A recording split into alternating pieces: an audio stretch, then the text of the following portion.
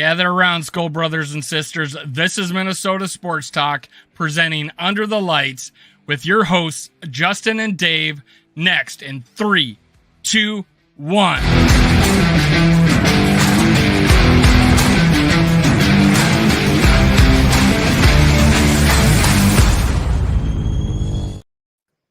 Gather around, Skull Brothers and Sisters. This is Under the Lights, brought to you in Minnesota Sports Talk. Your hosts, Justin and Dave. I guess we got a lot to talk about. What's up, Justin? Nice to see you. Is there anything going on? Oh, yeah. Mandatory mini camp. How about that? And look at that. Even though Rep was all upset, Justin Jefferson did manage to show up. How about that? Sorry for the production value, ladies and gentlemen, but Justin's computer is being a little, I don't even know what to describe it as. So we have to do it from the old cell phone here for a while. Hopefully the computer will fix itself. So sorry about the production value being a negative number right now. So there you go. And a few shout outs. Bob, what's up? Davey Chains, formerly 2 Chains. We got Skull Mafia in the house. My Worthless Opinion. What's going on? How you guys doing?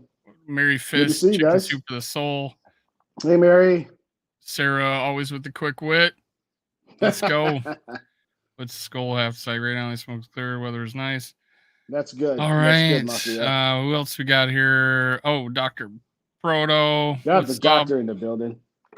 Skull for life. All right. Let's go. Let's go. Yeah, it was good to see. I think we didn't need any other reason to love Justin Jefferson as a football player. The same day Diggs holds out the news that Diggs is holding out the Buffalo Bills and selling his house. Justin Jefferson shows up to camp with no new contract. I didn't hear that part. I saw on Twitter it's up for sale, $1.4 some million. So yeah, selling his house. Well, just to break, we didn't see that coming. Yeah, no. Actually, we said it's a replay of what we've already seen. Totally shocked. I mean, total shocker. This seems so out of character for a guy like Steph Diggs. You know, I mean, I'm not trying to, hate on a guy, but at the same time, it's like, dude, you have Josh Allen as your quarterback. You've not had a losing season since you've been traded there. So, your house is on the market. First off, it's dang near impossible for the Bills to trade you because you just got a new contract. They would take on a ridiculous cap hit because you got a whole lot of money in cash to you, both in a roster bonus and prorated signing bonus. You just got I think a $16 million lump of cash at the start a couple months ago. So that's a difficult situation for the Bills. Even if they did want to cut ties with him, they just gave him a bucket load of money that they can't get back. Woo-hoo. So I think we've totally erased the excuses. I'm a passionate player to legitimate character flaw, I think. Or at least personality flaw. That's at minimum, yes. I don't know. Maybe he needs to be seeing somebody to.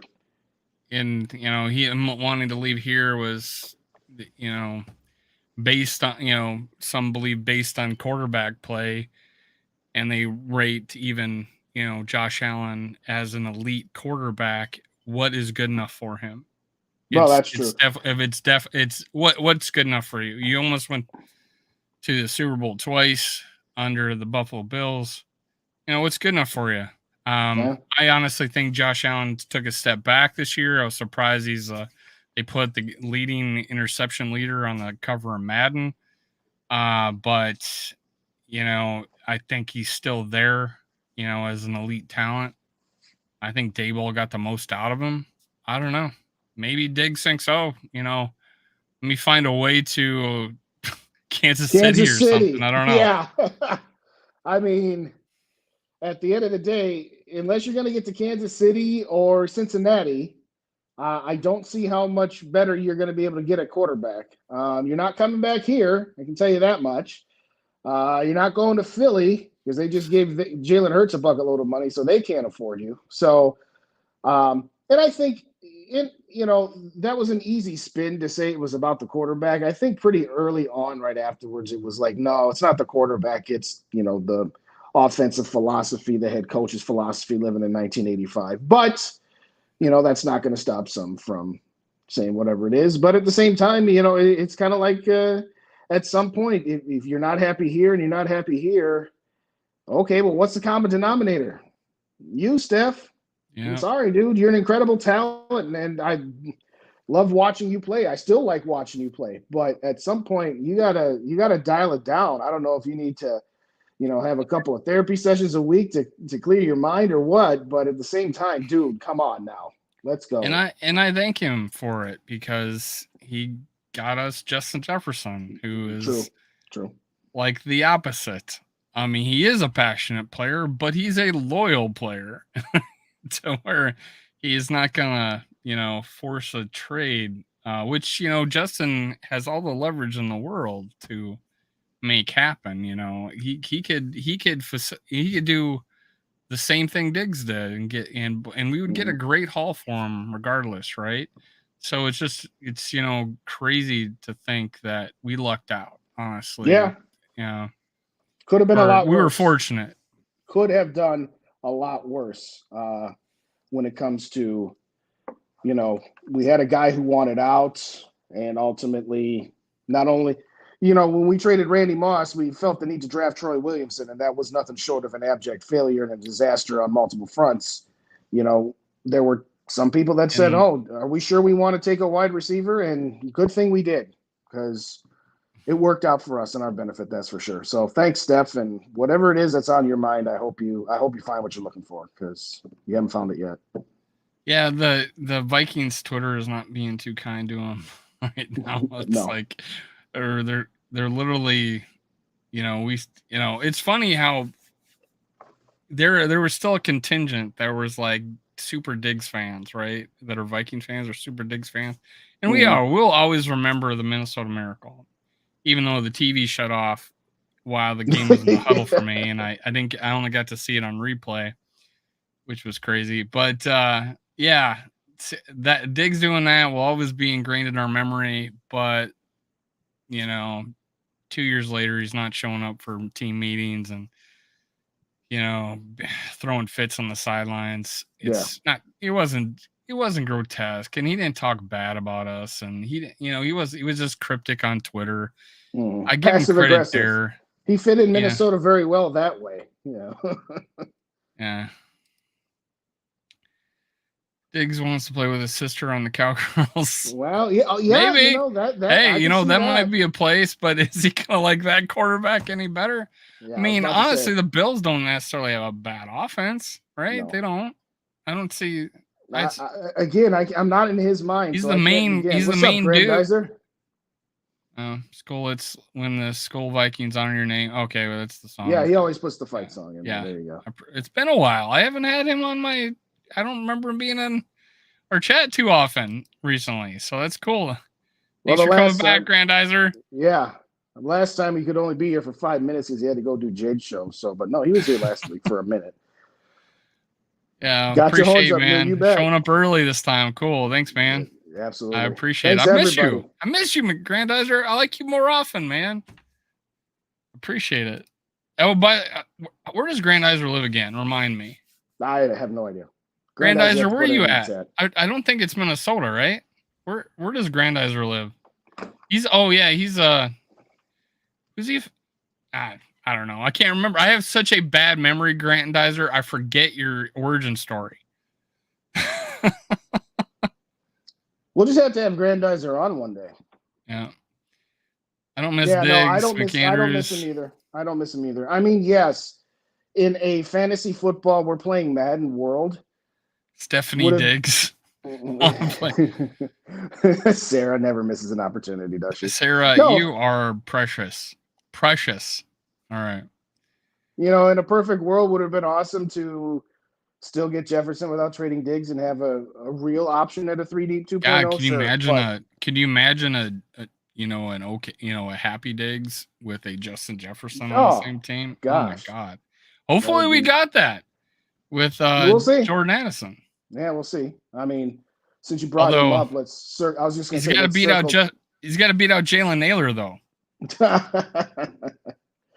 I thought you were going to say KJ, but that's right. You're high on it. Well, news today out of the first day of mandatory was that Addison, according to Coach Kevin O'Connell, will be ready by the time real training camp starts in August. So that's a good sign. I still like to know more details as to what it is that he's got that he's not able to practice or participate in anything right now. But yeah, I don't like that side of it where you don't have to tell anybody. Well, tell us, damn it.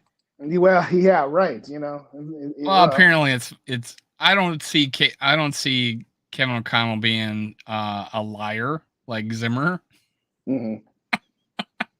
When it comes to this, or Belichick, I think he would tell us the truth if it's minor, it's minor, and I'll trust him until they fail me. I will. I can understand in the season, mid-season, not letting the opposition get, make them prepare for your player kind of thing. Right. In the off season, there's no real reason to hide an injury. Oh yeah, Arizona. Okay. Sorry about that. Then. I can't. I'm terrible memory. Getting old. I just forgot your origin story, man. Forgot your origin story. What's up, Yogi? Hey, if y'all don't, put Yogi's back up there for a second. Let's just get this obligatory one out the way. If y'all don't subscribe to Yogi, hit up Yogi's channel. He's almost at 100, and when he gets to 100, we're going to give away that Justin Jefferson plaque that he has so graciously gotten his hands on. And has decided to give that away there. So if y'all don't subscribe to Yogi's channel, hit up our boy. He is now part of the Vikings Purple and Scold Media podcasting network. You see, when you're part of two networks that have really close names, you have a tendency to screw them up sometimes. But yeah, no, he's going to be appearing on SK's channel with us once in a while, and is now the newest member of the family. So hit up our boy. Get his numbers up for us. And I've asked him to come on our live shows, but unfortunately he works. So I'm going to try to record with him once, one of these days, probably on the weekend. So we'll see what we can do there. I forget. Is Yogi live in Minneapolis or no? Yeah, in the Twin Cities. I know. I forget exactly which city he live in, but I know he. Cool. So he'll be there at Skullfest 2023, September 9th. Let's go. Skullfest.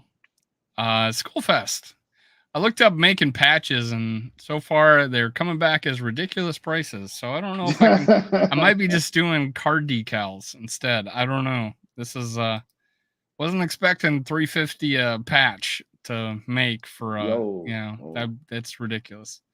Diggs wants to set him for how many locker rooms he can disrupt. There you go. Might as well, man.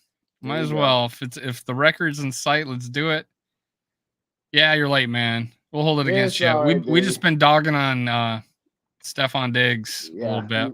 We've just been reminiscing the utter shock that us Vikings fans have that somehow in a couple of years Stefon Diggs already wants out, or he's got something else going on here. So it's literally I just have a bad memory. Don't put my computer in yet until I get this. You guys want two adjusting? I got two adjusting here. Yeah. Let's not do that, please. Let's not. One of me is good enough. All right. I'm gonna exit out of this one and bring me back in about 10 seconds or so, because I got to get the lighting fixtures fixed up on this here. Sorry for the lack of production value, ladies and gentlemen, but I'll be back. Hold on. Yeah, it's just me now. It's just me. Justin's going to pop in back up here. He's got his computer running, so I should have him back soon. Now, yeah, Stefon Diggs. What do you guys think of Justin Jefferson's new leg tattoo? He's got a leg sleeve now. I haven't got to see like the details of it, but he's sporting some new ink. We got here. Diggs running stuff out of the league with this nonsense. Yeah, he's not going. Let me bring in Justin. So Diggs hasn't gone as far as AB, Brown, Antoine Brown. Quite, but... Yeah, he isn't that crazy where he's running himself out of the league. I think plenty of people put up with disgruntled receivers. It's kind of like the trend, I guess. But if he starts, if he like quits on the team mid game, then it's talent to baggage ratio.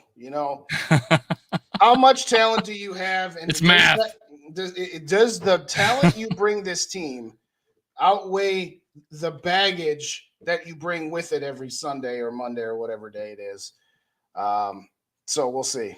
We'll see.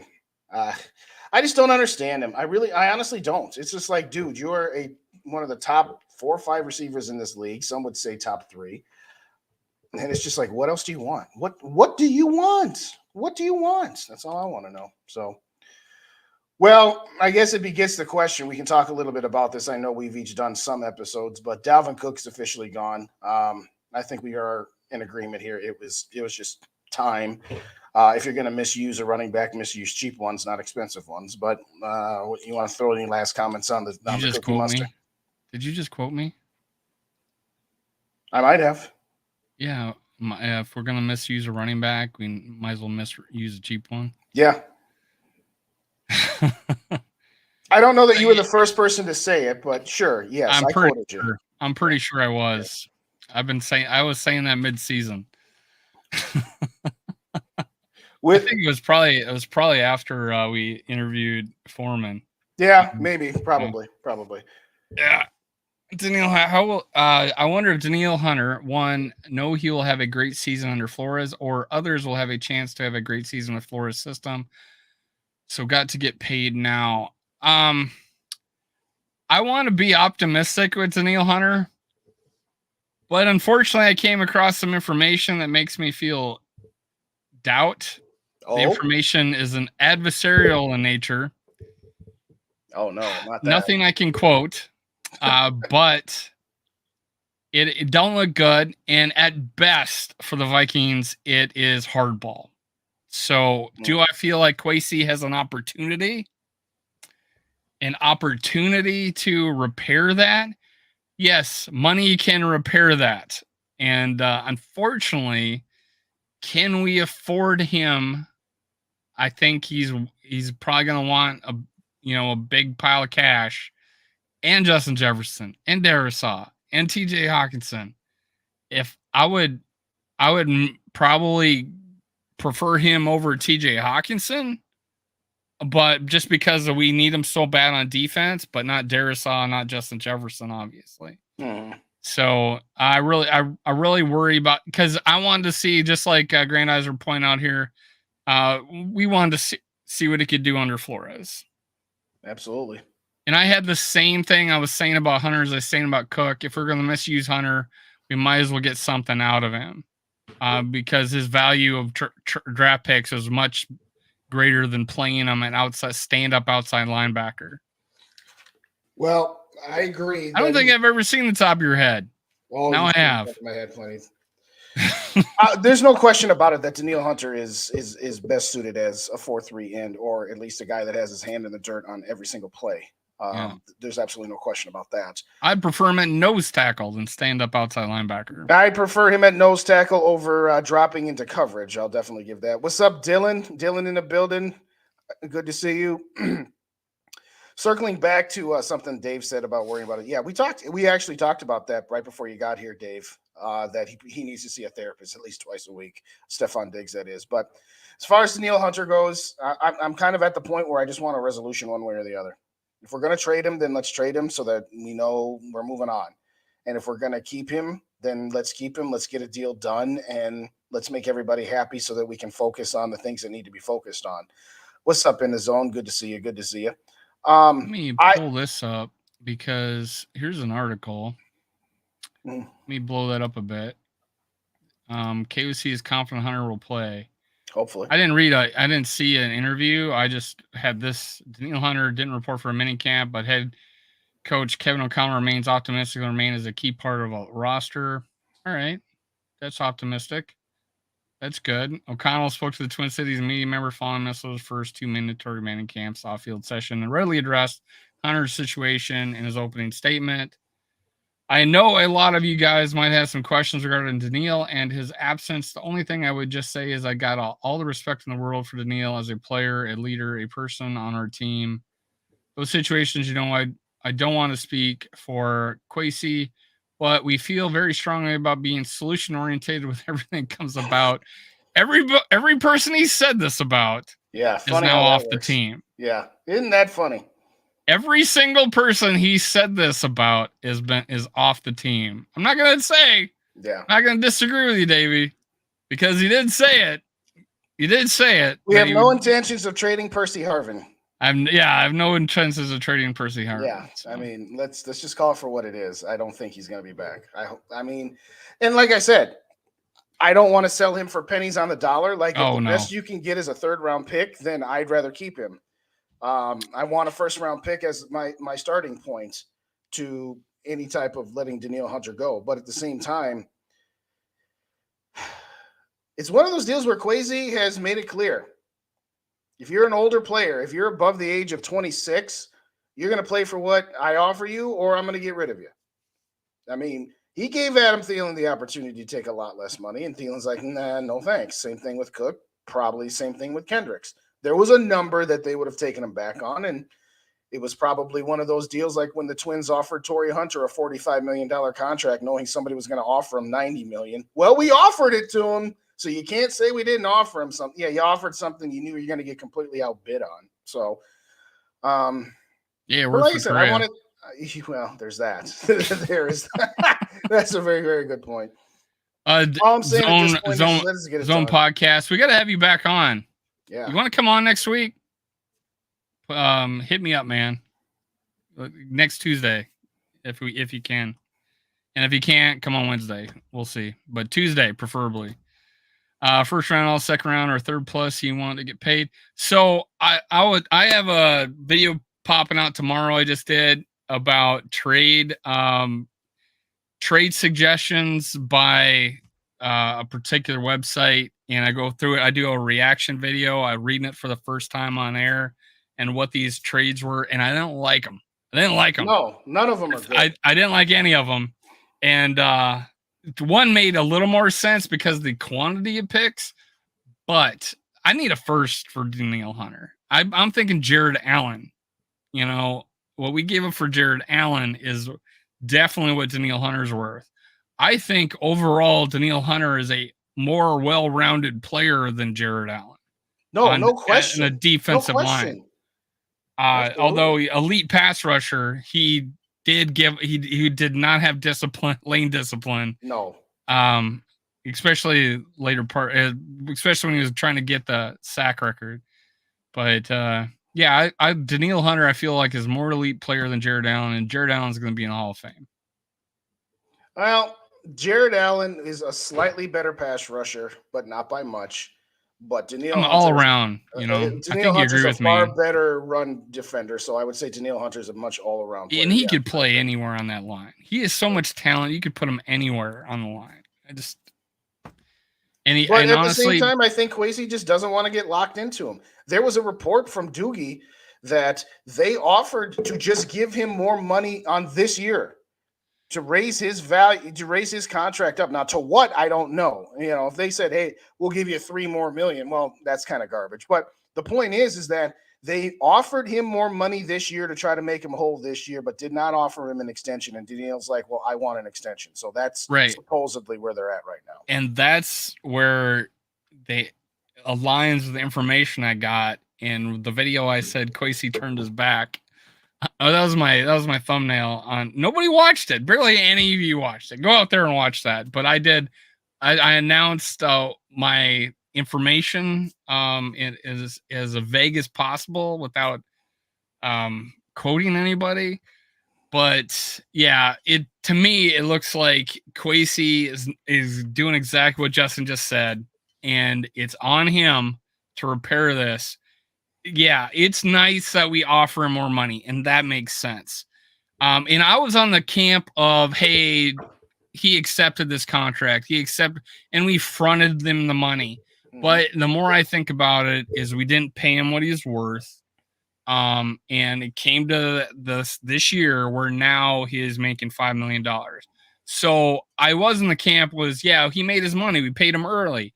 But the fact that he's been underpaid this whole time, and I get the 1.5 years of injury, but those were freak injuries, and he's healthy, and if he played under the right system last year, he'd have been dominant. So I think, yeah, an extension should have been in the works. to make him happy. That is not what we've been offering him. And I can see, and now he's gone the hardball route. Now where we're at, and I give him credit that he's not in the media. Right. I give Kwesi and and KOC saying all the right things. I love this organization and how we handle shit like this. Even under Spielman, we handle it fairly well.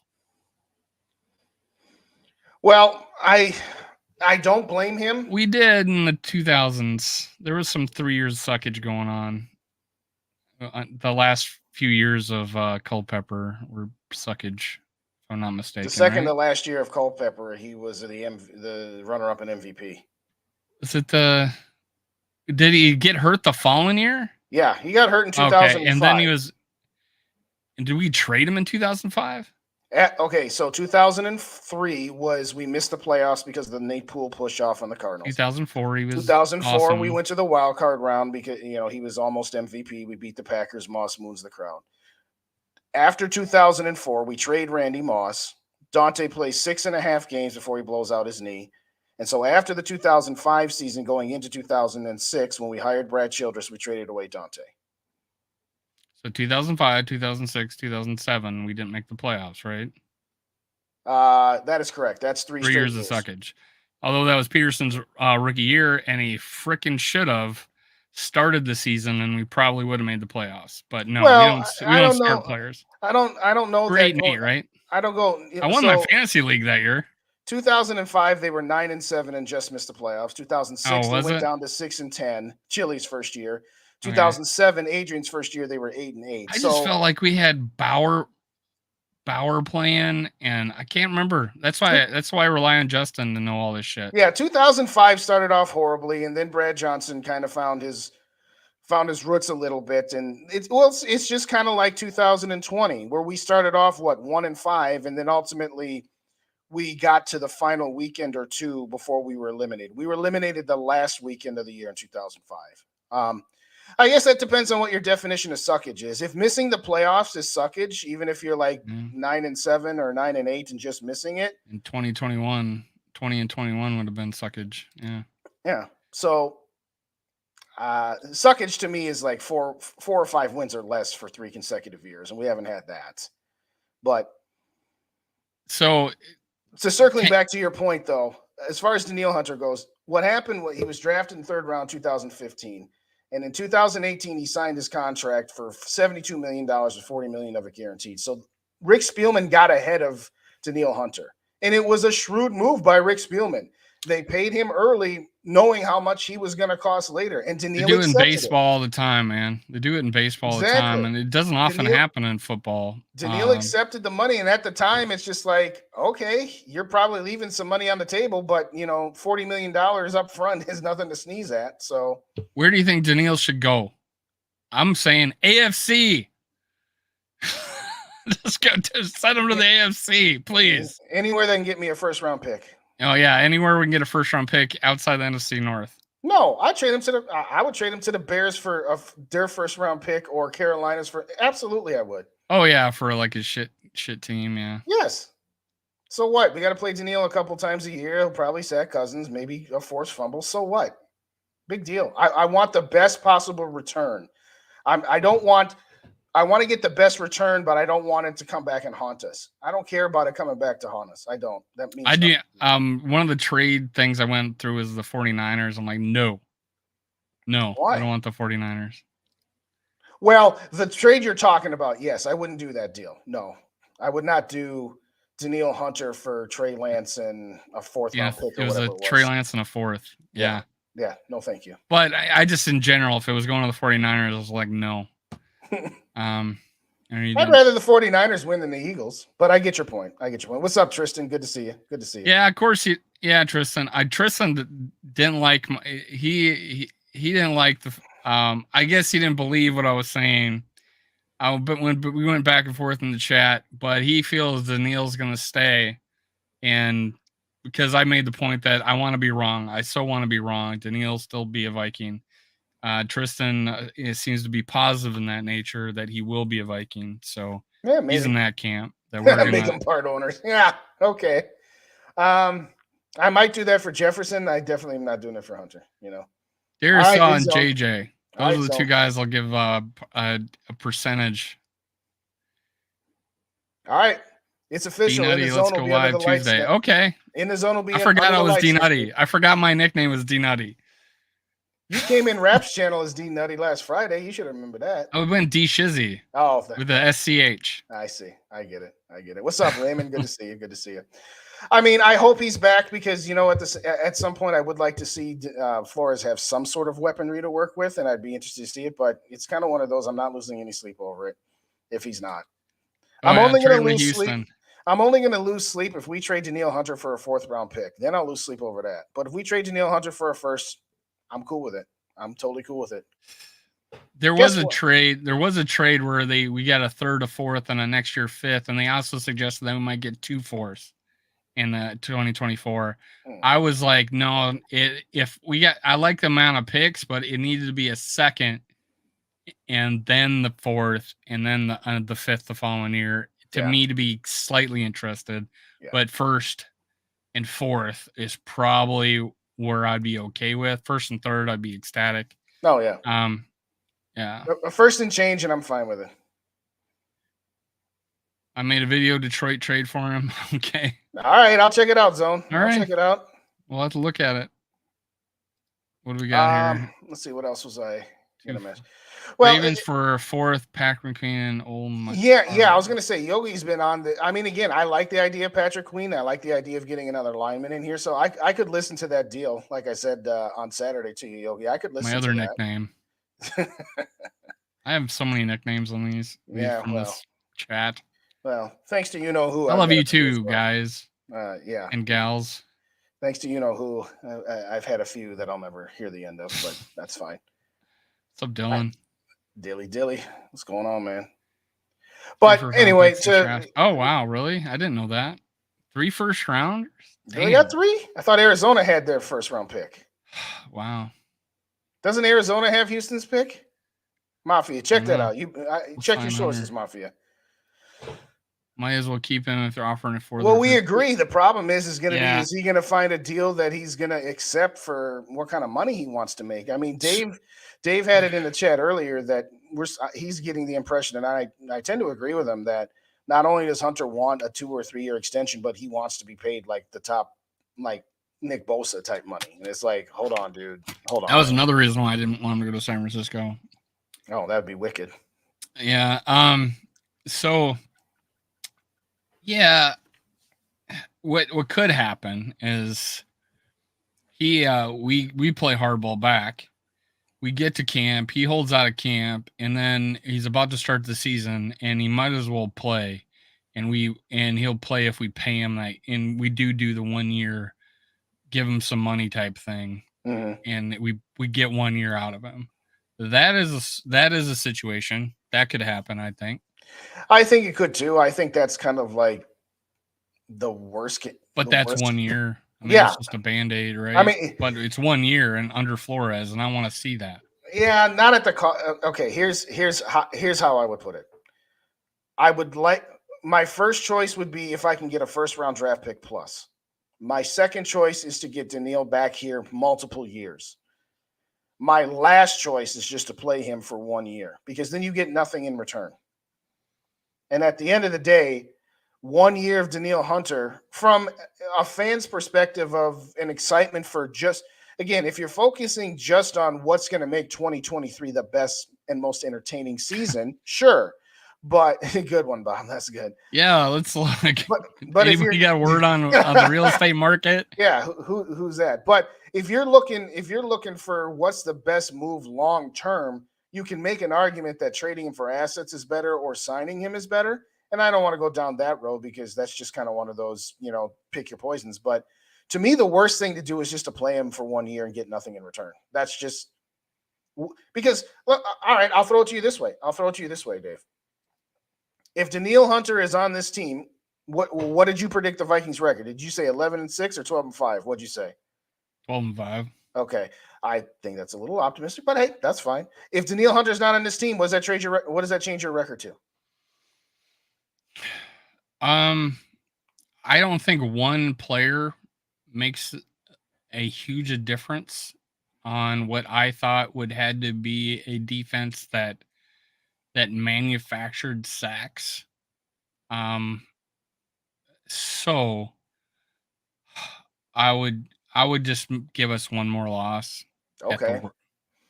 So at the end of the day, somewhere.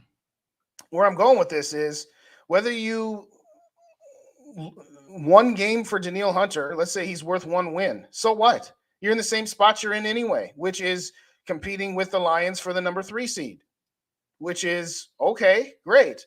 To me, it doesn't. 1 year of Danielle Hunter does not materially change the outcome of this season. So whatever increase playoff wise, I'd rather have a Danielle Hunter in a playoff game, right? With all the marbles, I mean, if Danielle Hunter is the difference between going out in the wild card or going out in the divisional round, is that worth? I know how pessimistic you are. That's not pessimism, Davey. That's realism. Is realistic to expect the Vikings to be competing with Detroit for the 3rd seed. That is a realistic expectation. That's not negative. Negative would be saying, hopefully the Vikings can squeak out a wild card because Detroit's going to run away with this division. That's what negative. I mean, you got San Francisco, the 2nd best team in the league, and we don't know who's going to play quarterback for them, or 2nd base in the division in the NFC, right? You got San Francisco 2nd best. Yeah. Or do you get the Cowboys? Right? Well, I have the Cowboys, but it doesn't matter because they're going to be a wild card if Philly wins the division.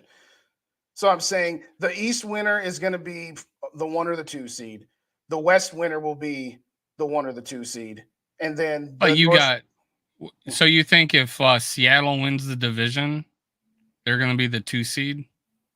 Yeah. So Seattle is better than us right now. I'm saying my rankings of the NFC is Philly 1, San Francisco 2, Dallas 3, and then I have the Vikings in Seattle as 4 and 5 and pretty much in a dead heat.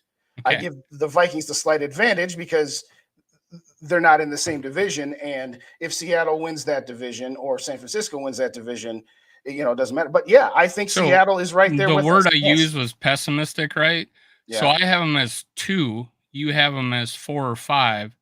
Who is more optimistic and who is more pessimistic? I have them at 4 or 5 because yes, I have Dallas ahead of them. It's just a word. You got salty about it. It's a word. You are more pessimistic about the season. Okay. I'm not.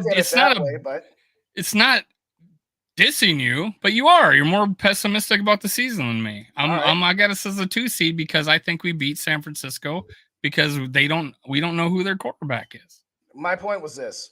Getting back to Danielle Hunter, my point is that if you don't have Danielle Hunter on this team, you should still be in the same. If you believe all the stuff that is, your thought process of the NFC is weak and outside of Philly, that's the only team you definitively put ahead of them. Danielle Hunter shouldn't change your opinion all that much. Not your opinion, just anybody's general opinion, because realistically, you got 4 games against the NFC South. You should be 4-0 in those games. You got 4 games against Chicago and Green Bay. You should be 4-0 with or without Danielle Hunter in those 4 games. And there's no way you should be any less than 8 wins to start. So no, Danielle Hunter doesn't move the needle that much for me. I'd rather have the draft pick next year. It's a depth issue too, man. It's yeah, sure, Danielle, but what if the other guys get hurt? What if Davenport gets hurt? What if Jones gets hurt? It's a depth issue too. So yeah, sure. It doesn't move the needle in a healthy lineup, but it does if the rest of the team gets hurt. We had that situation. 2020, Danielle gets hurt, someone else gets hurt. We didn't have anybody, right? Mm-hmm. It was just a patchwork defense, and we went from a really good defense one year to absolute crap the next. With losing players to free agency and then all the injuries we got. But I'm saying put that one back up from zone. Yeah. What does it say? Now that's pessimism. That's pessimism, where he says it doesn't matter. No, that's just hating on Kirk Cousins. That's just hating on Kirk Cousins. All right, so I can understand. Apparently is hating too. So he hates Trey Lance, but he says he doesn't want Trey Lance, but Trey Lance is going to beat us.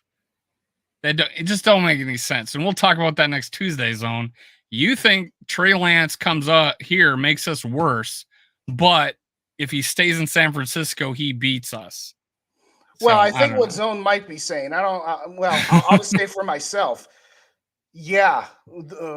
Right now, San Francisco's O-line is still intact and our D-line is still garbage. So he might be able to just sit there all day and do whatever he wants. And by the way, their D-line is still pretty daggone good. But to answer your question of what would happen if Danielle got hurt and the depth issue, that's a fair point. Well, then you're back to square one, which is you need your offense to be superhuman. You need Kirk Cousins to continue to take that next step of, hey, he was a lot better last year under Kevin O'Connell, and we just got him, another weapon as a wide receiver, and we have TJ Hawkinson for the full season. You at that point, your defense is going to be what your defense is going to be, with or without Danielle Hunter, with or without these depth issues. They're going to give up points. Now, hopefully, they're not just going to get sliced and diced like they did under Ed Donatel, and hopefully Flores once in a while will generate a turnover or two and not just sit there and get picked apart. But what would happen? Well, your offense is going to have to do more than their fair share, and that's going to be the case either way. So I just find it humorous, honestly, how some people say the quarterback is everything, or it makes the biggest difference, or carries the team, or puts teams over the top, but not in the case of San Francisco. That's because they've built it upside down. They've built the entire roster without the quarterback.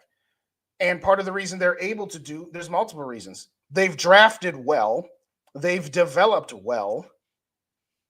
And they also had seasons of down. They also had some down seasons so that they were drafting higher. Now, you still have to hit on those draft picks. And, oh, by the way, when they went 8-8 and they fired Harbaugh, what was that? That was their last year. Hold on. I'm going to pull up their records for these years, and I'll show you in a second. But, yes, their last year under Harbaugh was their, 8-8. And then they had, I think, 3 bad years in a row, if I recall correctly. All right. I'll pull it up. But, all right, Pro Football Reference, 2010s. Where are you at? All the way at the bottom, of course. Okay. They went 8-8 in they went 8-8 in 2014. Then they proceeded to go 5-11, 2-14, 6-10, and 4-12 before their 13-3 run to the Super Bowl. That's a lot of high draft picks in every round. Now, again, as you say, you got to hit on those. And the Vikings certainly haven't been hitting on their draft picks in any round outside of the obvious ones.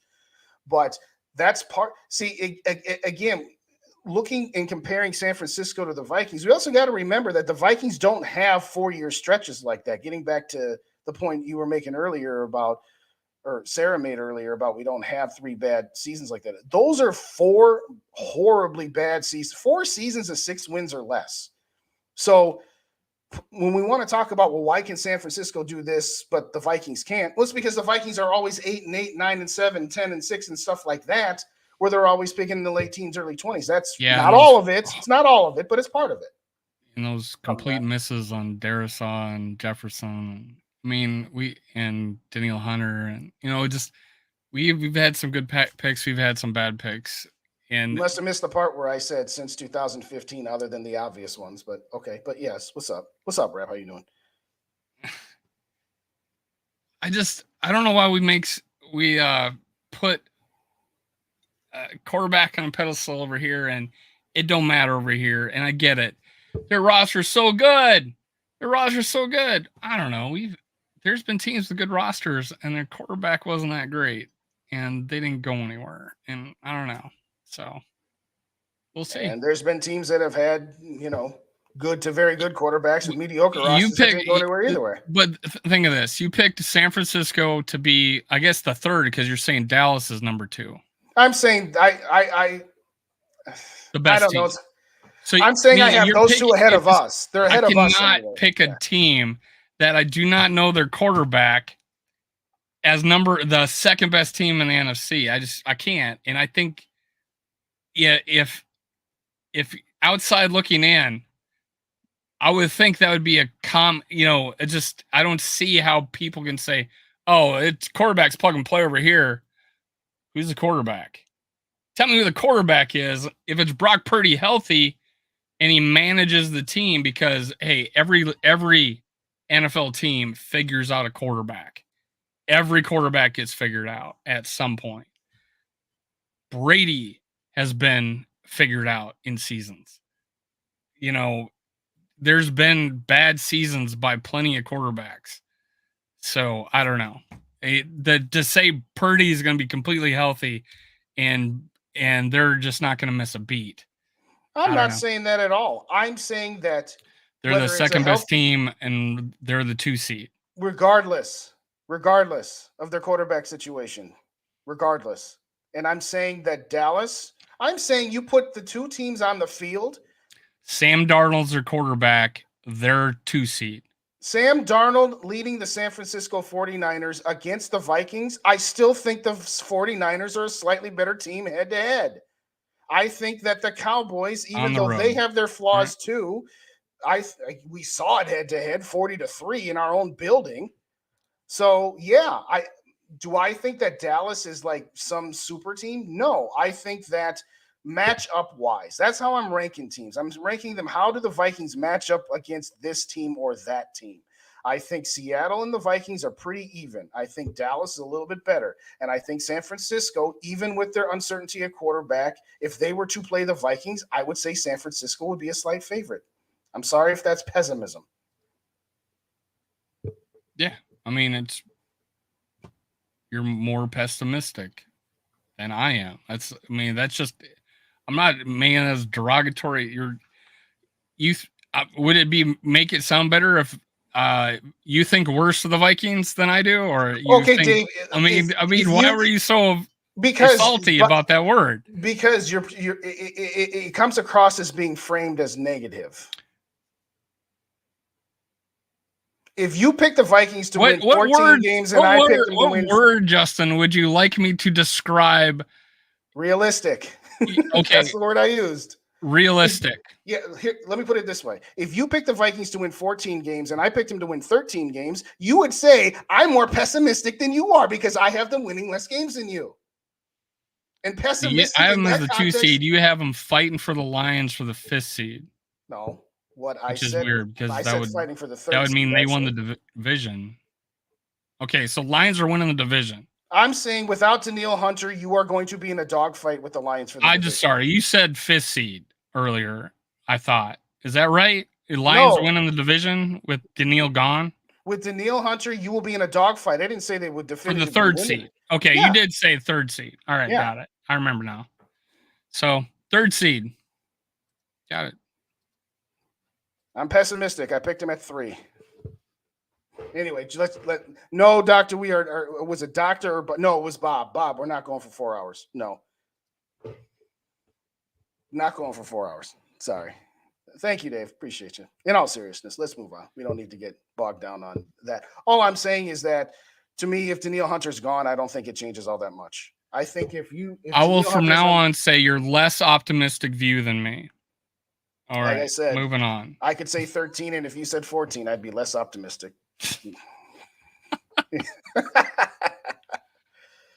Dave is more optimistic, realistic than you. Well, I guess it all depends on your perspective. He thinks you're more realistic than I do, and that's fine. That's the great thing about America. We can have our opinions. What realistic did you have us doing last year? What was your realistic view? Because you're the realist and I'm not. I could do the same thing. You're realist. I'm not. No, I said 10 or 11. Yeah, I said 10 or 11. So I was off by 2. Because I'm negative. I was off by 1. I had us win in 12. We won 13. Okay. In a very unsustainable way, but we don't have to give those games back. And it was a lot of fun. No, it'll ramp up, Davey. It'll ramp up. I will say this. What did where I will agree with you. 247. Let's see. Vikes go 7-10. Now there's some negativity. There's some that I would say is less optimistic than Justin. Yes, very much. Because I don't want to sound negative. I'll say again, you should, with or without Danielle. Let me put it to you this way. This is just being stupid for a second. You could trade away Danielle Hunter, and you could trade Kirk Cousins for Trey Lance and a second-round pick, and I would still pick the Vikings too. You would still be clamoring for at least 7 wins. Again, 4-0 against the NFC South.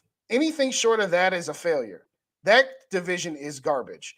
And I don't care that Carolina looks pretty good and they just got the number 1 pick and you're playing in Carolina's house. You have no business losing to any one of those 4 teams. You have no business losing to Green Bay or Chicago. So even if you go 3-1 in those 4 games, that's 7 wins right there.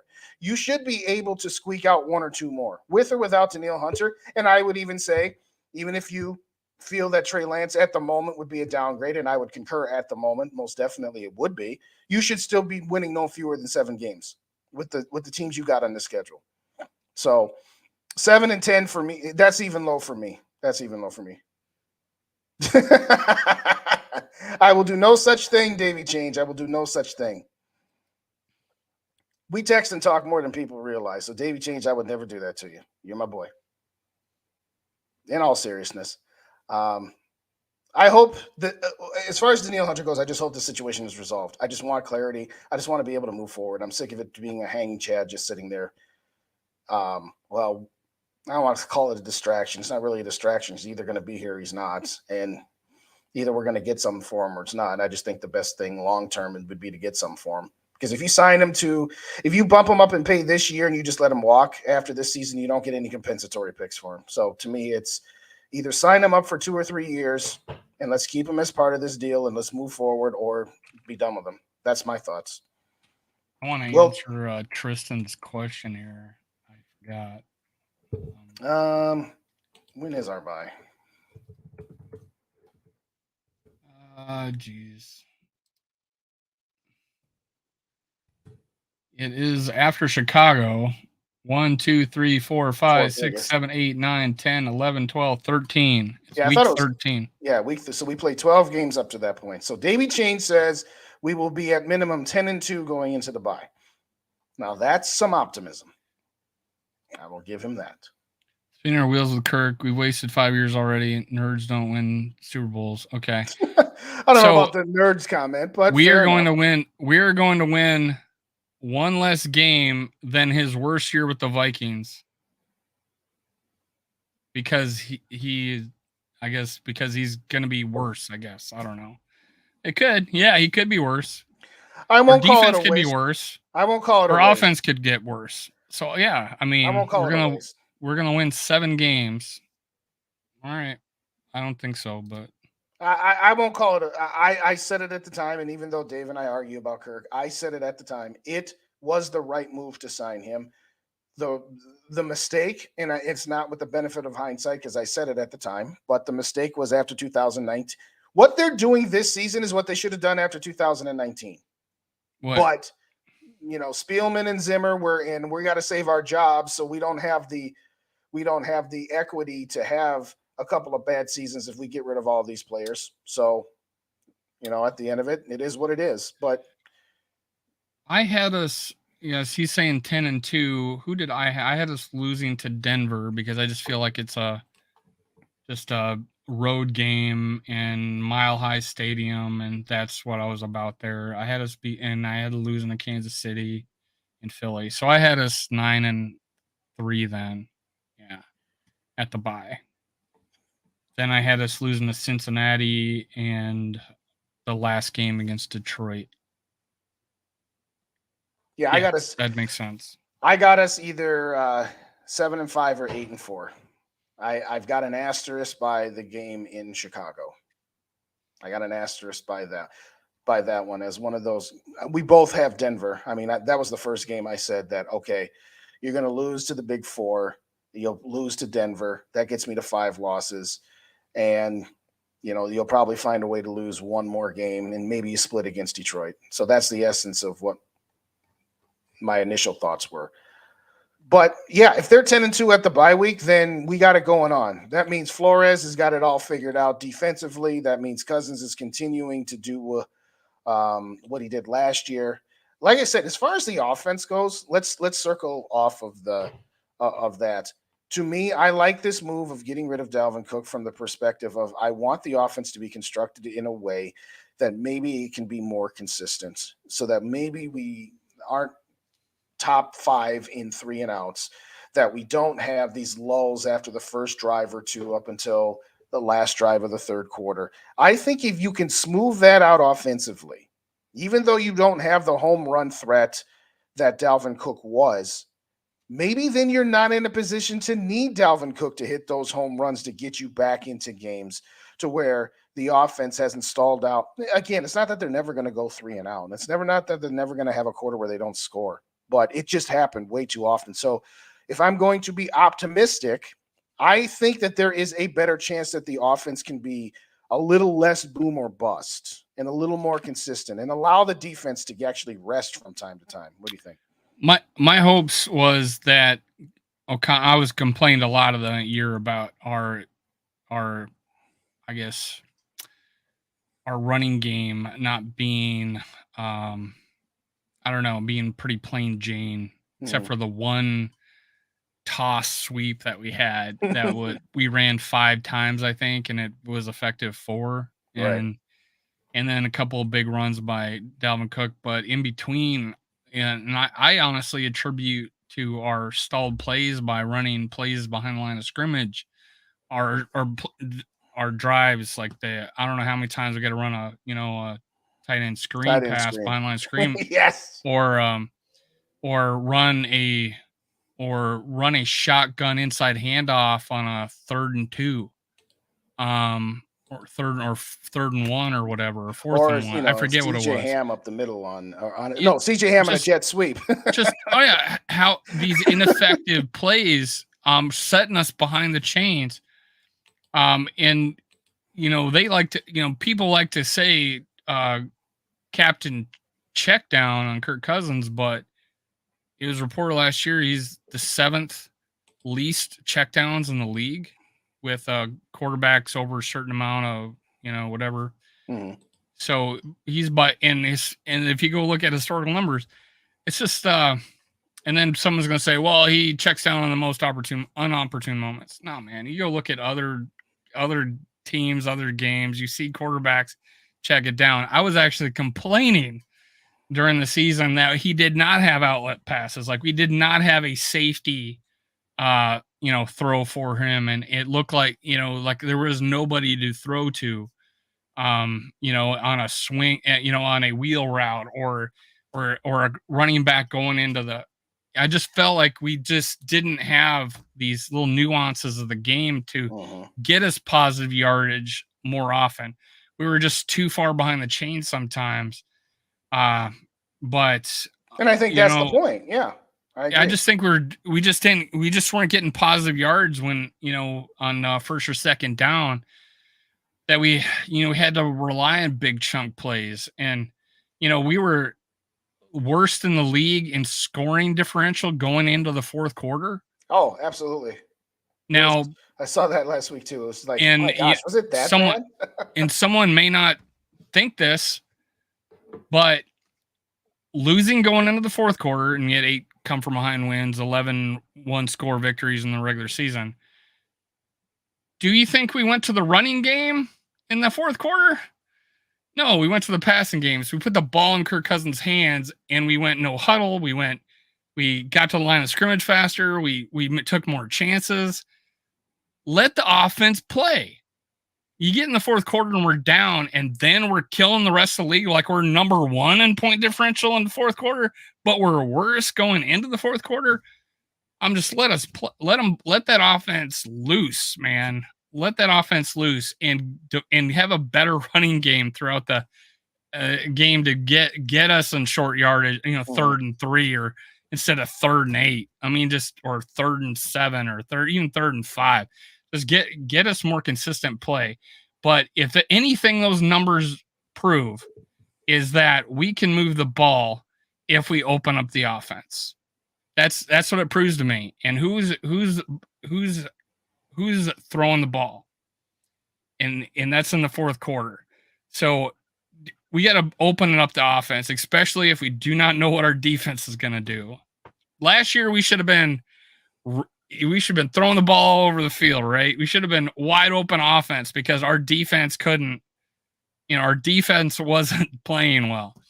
But we lucked out in 1/3, in a lot of cases, and a lot of things went our way. We took advantage of them. We went 13-4 because of it. I can't say we were lucky. I can't say we were lucky. I think, in fairness, I think there's a certain element of luck to it. I'm not going to say that there was no luck to it, but I'm not going to say that it was all luck either. Okay, so I'll meet you halfway. He knows all our shit. Yes. That's another Viking.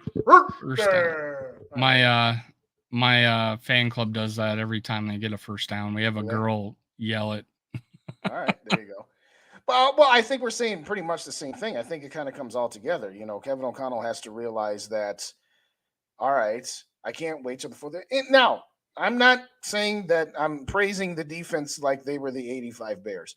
There were times in some games that they did their end of the bargain, okay?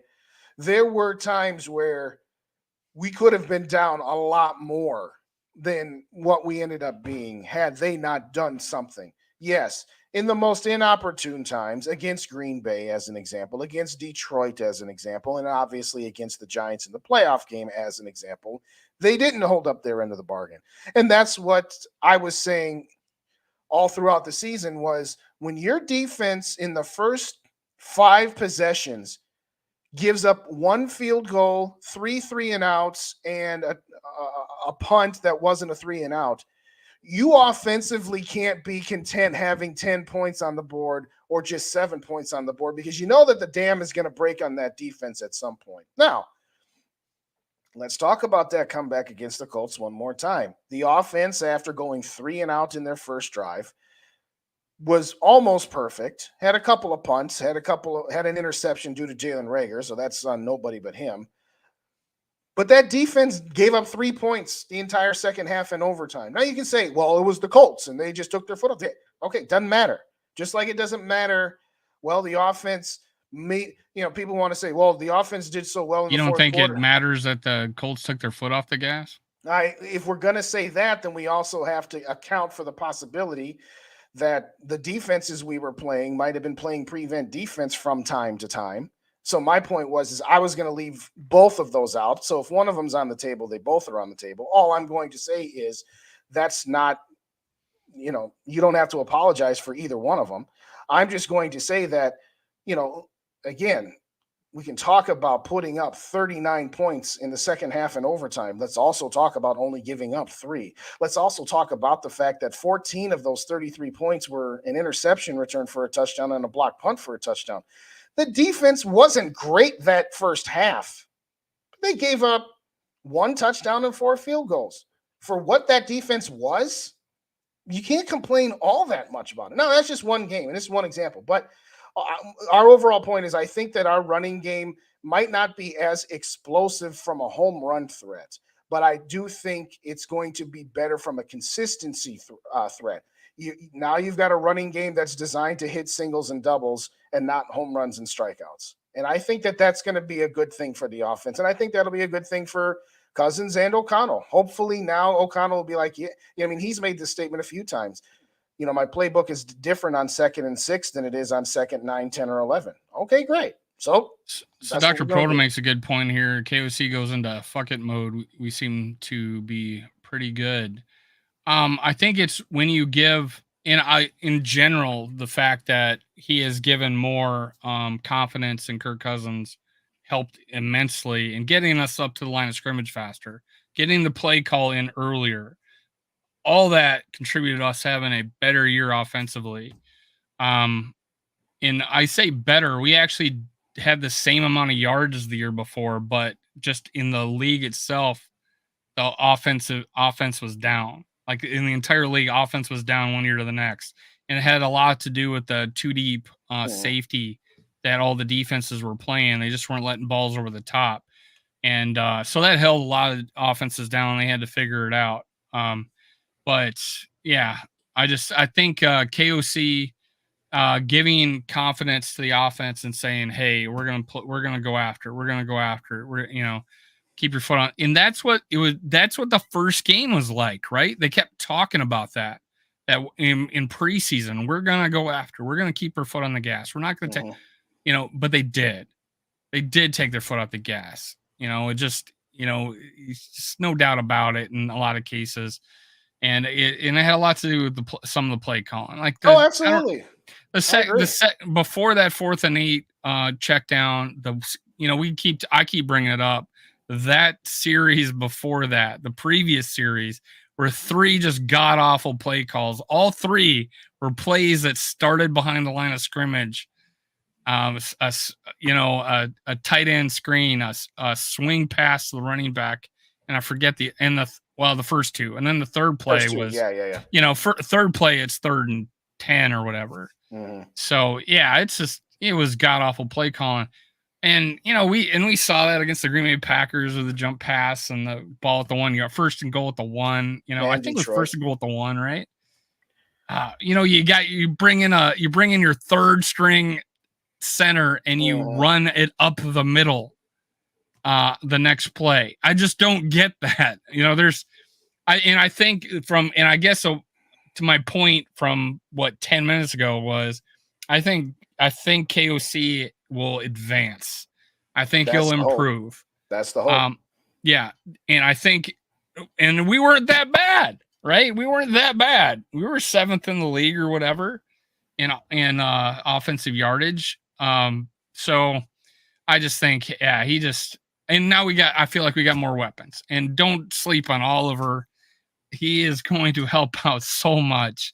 He's going to be my little unsung hero this offseason, or this next season. Going to be a big time on both the running and passing game. Well, that's a very good point, Brian. The Colts were bad, and we were slightly less. My opinion, Fear and Kirk not having told them where. And okay, there's some truth to Davy James' point there. Some. I will stop short of curb stomping and say yes. He gives me pause by that one play, because at the end of the day, it's your last play. Now, contrary to popular opinion, that doesn't mean that I'm saying that entire game was lost on that one play, because it wasn't, and I've never once said it was, but it still makes me nervous as, okay, I didn't trust going into the season, had some questions about, okay, is there something else here that KOC could unlock vis-a-vis Kirk Cousins? And clearly he did. But when the game is on the line, he still went back to his old habits. And we can talk about the previous drive. We both have ad nauseum that was garbage. We can talk about the play design on that play itself was garbage. Okay. But at some point, at some point he has to own some of it. And I get it. There are fans out there. There are real haters out there that will say he is to blame for everything and that he is the root of all the problems. And that's the furthest thing from the truth. Who's that guy on ESPN? Did you see that clip on ESPN today? It's total ignorance to blame. And I know Sarah says we'll never admit it's Kirk's fault. But that is total ignorance, absolute total ignorance to not acknowledge that we have the 31st worst defense in the league. And if I hear anybody say Kirk has to have everything perfect to succeed, no, he doesn't, because he obviously didn't have a perfect offensive line. Otherwise, we wouldn't have led the league in hurries and be close to the league in sacks, because he overcame that and had a very good season, and we overcame it to win 13 games, both the offensive line and the defense, and a mediocre running game. So nothing was perfect last year. And to have a guy on ESPN say they will not go anywhere, and it's Kirk Cousins that's keeping us from it. I will name 5 different things before I would say Kirk Cousins is holding us back. I could say that about 2018. Because I saw him forced throws at the end of the game when we were down by one score. I seen some of that in 2019. But I know you'll disagree with me, but it turned around in 2020, turned around 2021 even better, and in 22, the progression just kept going. So to have that guy hate on Kirk Cousins without acknowledging the fact that he won 13 games despite having Vikings won 13 games. It just with that defense, it's just he did unfathomably arrogant. He did acknowledge that the defense was bad, Dave. He said, the defense was bad. And in his summation is it's because of Kirk Cousins. Well, here's what I said the second I said that. He's not entirely wrong in what he's saying. He is totally spinning it and is way over the top of how much he's putting it on Kirk. But his summation at the end was, you are in Super Bowl purgatory. And that is true. When you say people say he needs everything to be perfect, and that's not true because he won 13 games in the regular season. Okay. So, yeah, in the regular season, he overcame quite a bit. But do you find it convenient? My definition of success isn't what you do in the regular season. It's what you do in the playoffs. Do you find it convenient that if someone says Kirk Cousins can't win a Super Bowl when there's 32 teams and only one can win it? Do you think that is a convenient thing for someone to make an assumption that somebody can't win a Super Bowl because of, like, Vikings can't win a Super Bowl because of Kirk Cousins? Do you not find that convenient that there's only one team that can? I don't know if convenience and the odds are against you. The odds are even against Kansas City. It's spin. I mean, I like to think that I'm consistent with my discussion points because I don't just say it about Kirk. I put him in the same categories about 4 or 5 other quarterbacks that I would say the same thing about. So my criticisms and my thought processes, could a team like the Vikings win a Super Bowl with Kirk Cousins as their quarterback? I have consistently said the very same things about Dak Prescott, Derek Carr, to a certain extent, Jared Goff. So in fairness, I would say that what you're there is truth to the Super Bowl. Yeah. And again, people want to downplay Jared Goff's accomplishments, and they want to say, well, that was all Sean McVay, and it was all the fact that he had a great team around him. Okay, well, he still took full advantage of the opportunity, I would say. And yeah, Jared, if I've said it to you before, if you put Kirk on the 2018 Rams, which you can't do because Jared Goff was on a rookie contract, and at that time Kirk was not, so it's not a 1-to-1 ratio, but theoretically speaking, putting the money portions of it aside, I said the Rams would go to the Super Bowl with Kirk that year, and I said the 49ers would go to the Super Bowl with Kirk in 2019. To say that he needs everything perfect around him to be successful, well, no, if your definition of success is regular season success, then no, he doesn't need everything perfect around him. But to win a Super Bowl, he would need at least a top 10 defense and a top 5 to 10 offensive line. I don't think that's negative to say that, because I say that about 3 or 4 other guys. So Joe Burrow would need a top 10 because he didn't win it with the top 17 defense. 17 what? Yeah, his defense was like top 17 when they went to the Super Bowl. Yeah, he went to the Super Bowl, and his offensive line was worse than Kirk's. So since I'm just wondering, I'm just wondering, Joe Burrow can win a Super Bowl, right? I would say the likelihood of Burrow winning one at the moment is a little higher than Kirk's. Yes. Because what? You're asking me? Goff's not going to win one. He went to a Super Bowl. Burrow went to one. I mean, I think Burrow's a hell of a good quarterback. I think he can win one. I now think Stanford can win one. Prior to that, I wasn't so sure. But I think the fact that it went from Kirk can't win one, right, because of his contract, to now 2 years in a row, a quarterback with a big contract won a Super Bowl. That now we got to find some other reason, and now it's just sheer math to me. Yeah, I could pick out any player and say he's not going to win a Super Bowl, and most likely I'm going to be right. So that's the way I feel about it. I think it's convenient. because the math is in your I favor. also think 1 it's in 32. It's like roulette. Okay, I'll see your convenient point and raise you another convenient point. I think it's convenient that we can always find something else to put above Kirk as the reasons for why. Yeah, because the no team has ever won I can say no team has ever won a Super Bowl with the 31st ranked defense. Yes, you can say that. That doesn't praise Kirk or a by 30th, saying that. or a 30th, or a 29th, or a 28th, or a 27th. All right, or a 26th. Yeah, are you going to say all the numbers, or are you going to get to your pretty much? I could though, right? I could though. I think it's more convenient that a 1 in 32, and the odds are probably worse because you got to factor in the whole thing. But somehow these other teams that had big quarterback contracts figured out to put a team around that quarterback to win a Super Bowl.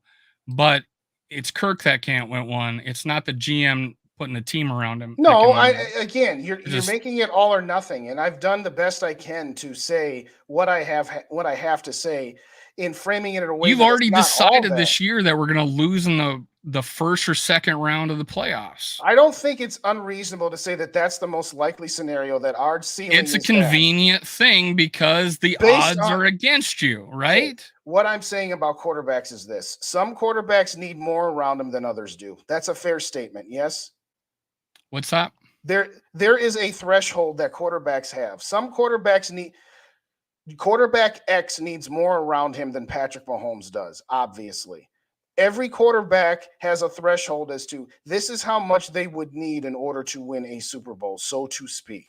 That's not hatred towards anybody. I think it's fair to say that the threshold of what you need to win a Super Bowl with Kirk Cousins is relatively high, and it's relatively difficult to do that when you have any quarterback, whether his name is Kirk Cousins, Dak Prescott, or anybody else, that it's difficult. It's increasingly difficult to build a team to whatever the threshold is when you have a quarterback on a market value. That's not rocket science. The reason the Philadelphia Eagles, after having won a Super Bowl 4 years ago, 5 years ago now, they were able to pivot. Why? Because they pivoted off of their good, not great quarterback at market value. They took a year where I believe they were 6-10, and they got lucky to get Jalen Hurts in the second round. But they still had to do everything else, which is draft very well, which is to know when to hold on to free agents and when to hold on to older players with higher salaries. So, yes, part of the reason Philly managed to get back to the Super Bowl, ultimately losing it, is because they pivoted in a couple of different areas, and they were better than the Vikings were at drafting. The point about Kirk Cousins is that in order to get the rest of the team around him to a certain level that he could then not just be very good in the regular season, but perhaps actually go on a run in the playoffs, is you have to be right almost everywhere else. You have to draft perfectly. You have to know when to get rid of. Why do you think perfectly? Huh? Why do you think perfectly? You got to draft pretty well when you have limited, when your resources of salary cap space, which is what you use to sign free agents, is limited, then the other areas of how you build your team, which is the draft, which is scouting, which is knowing when to keep a player and when to get rid of them, you've got to hit more often in those areas because you have limited resources. Again, let me be clear. The limited resources that the Vikings. So you think it was Spielman that was holding us back then? Dave, I have said it a million times to you. Have you? Yes, I have. I've counted them all. Why the drama? So it's. I have said a million times that the reason the Vikings have stalled since 2018 are a combination of Kirk, of Dalvin Cook getting a second contract, Anthony Barr getting a second contract, Eric Kendricks, all of these older players and all of these Zim favorites that Zim and Spielman didn't want to get rid of. So Zim gets a piece of this pie too. When they re-signed Anthony Barr in 2019, I said it was a mistake at the time. When he signed with the Jets, I was happy. And then he comes back and re-signs with the Vikings, and all of the people who want to give Kirk the benefit of the doubt say, see, his contract didn't stop us from signing Anthony Barr, so his contract's no problem whatsoever. I'm not saying that all of the problems are Kirk Cousins' contract, but what I am saying is that his contract is a part, it is a piece of the whole pie. And what I'm sick and tired of, I'm sick and tired of it both ways. I'm sick and tired of people saying it's all Kirk's contract, and I'm sick and tired of people saying it has nothing to do with Kirk's contract. That's what I can't stand. And because I say that, all you hear is me saying it is his contract. You don't hear me saying it's not all of his contract. But I digress. What's up, Yogi? What's up? Worthless, what's going on? Good to see you. We weren't planning on doing this, but we just can't help ourselves sometimes, ladies and gentlemen.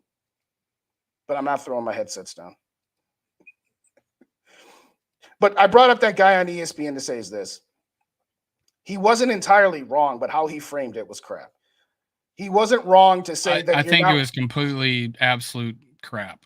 Well, it had some spin on it, and I laughed crap. at it. I wouldn't say Kirk Cousins is a good quarterback and he's a good quarterback and is not holding back this team. Not at all. Well, I've used the line, he's not the problem. He's also not the solution. And both can be true simultaneously. But all you hear from me when I say that is you only hear the half where I say he's not the solution.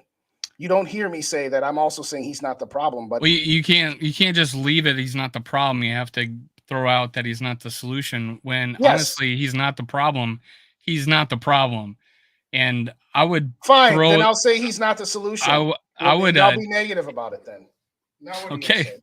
It just makes more sense to the fact that nobody will ever win a Super Bowl with a 31st ranked defense. Again, where does it have to I'm gonna point out that he's not the problem, I'm gonna point out the problem. But pointing, okay, thank you. Now we can get somewhere. And I'm going to point out the problem, and that was hiring Ed Donatel as our defensive coordinator. Thank you. Maybe now we can come to a point where we'll never talk about this again. If you want to point out the other problems, which I have acknowledged, by the way, at some point, what I'm asking you is, when I say that he is one of the problems, but he's not the biggest one, and how was he the problem last year? 4th and 8 is a problem, Dave. See, you said it didn't. It did not erase everything you've done. But that's still. But that's the only thing you can go to. That is literally the only thing you can go to. Dave, we're not okay. We're done at top of the hour. Throw up a prayer, or he throw up barely a prayer that has a 2% chance versus throwing up a prayer that has a 0% chance. Yes. Why does it have a 0% chance? I'm not saying it was the right decision. Chance. I said he fucked up right when it happened. I could show you the text. Let me finish what I was trying to say. You literally said that he overcame offensive line and defense. He didn't need to have everything perfect. To win in the regular season, no, he doesn't need everything perfect. Right. To win in the playoffs, he needs more. Did he have a bad game? No, he didn't have a bad game. He actually was ranked at PFF, the number one PFF grade. Stop with the stats, Dave. That's all you can go to. You tell me all I can go to is 4th and 8. All you can go to is numbers. I could literally go to how Dave, well he played the entire game. Let me make the point I was trying to make. You say I just went to stats. I'm just using that as a frame of reference. It's not an accident. He was ranked number 1 out of every first round quarterback. Can I make my point, please, Dave? We've got 5 minutes left. My point I'm trying to make. We got a time limit today. Okay, go ahead. Unfortunately, I do have to go at the top of the hour. Well, we could have discussed it before the show, but I had to start the show. Sorry, an hour and a half, not enough, apparently. What I'm saying, Dave, is there are bigger problems and bigger things that come up on this team long before Kirk Cousins does. Okay? For the 80th time, I have acknowledged that. What I'm saying is that, yes, okay, in the last 6 months, it's been at least 80 times, at least. What I'm saying is this. Just because there are other things wrong, even if they are of bigger quantity and of bigger reasons of things that are not where they need to be to win a Super Bowl, just because he might be 4th or 5th on a list doesn't mean we can't talk about what's 4th or 5th on the list. If all anybody ever does is talk about Kirk when he's 4th or 5th on the list, I agree with you. That's ridiculous to say that he's number 1 on the list. He's not number 1 on the list. He's about 4 or 5. Got a question. Hold on. What I'm saying is that just because there are other things that are bigger roadblocks to this team winning a Super Bowl. He's a roadblock. Dave, he's the fifth problem on this. He could be the 5th problem on this team, and he's a roadblock. He's a roadblock. Is that your? You are. Please explain. You are the biggest literalist I've ever met. I didn't mean it literally, Dave. I don't mean it literally. Then tell me. I'm trying to. You called him. You referred to him as a roadblock and the 5th problem on the team, and I'm not supposed to take that by your word. I'm supposed to figure out in your head what you said. Okay, fine, Dave. I will speak very concise here.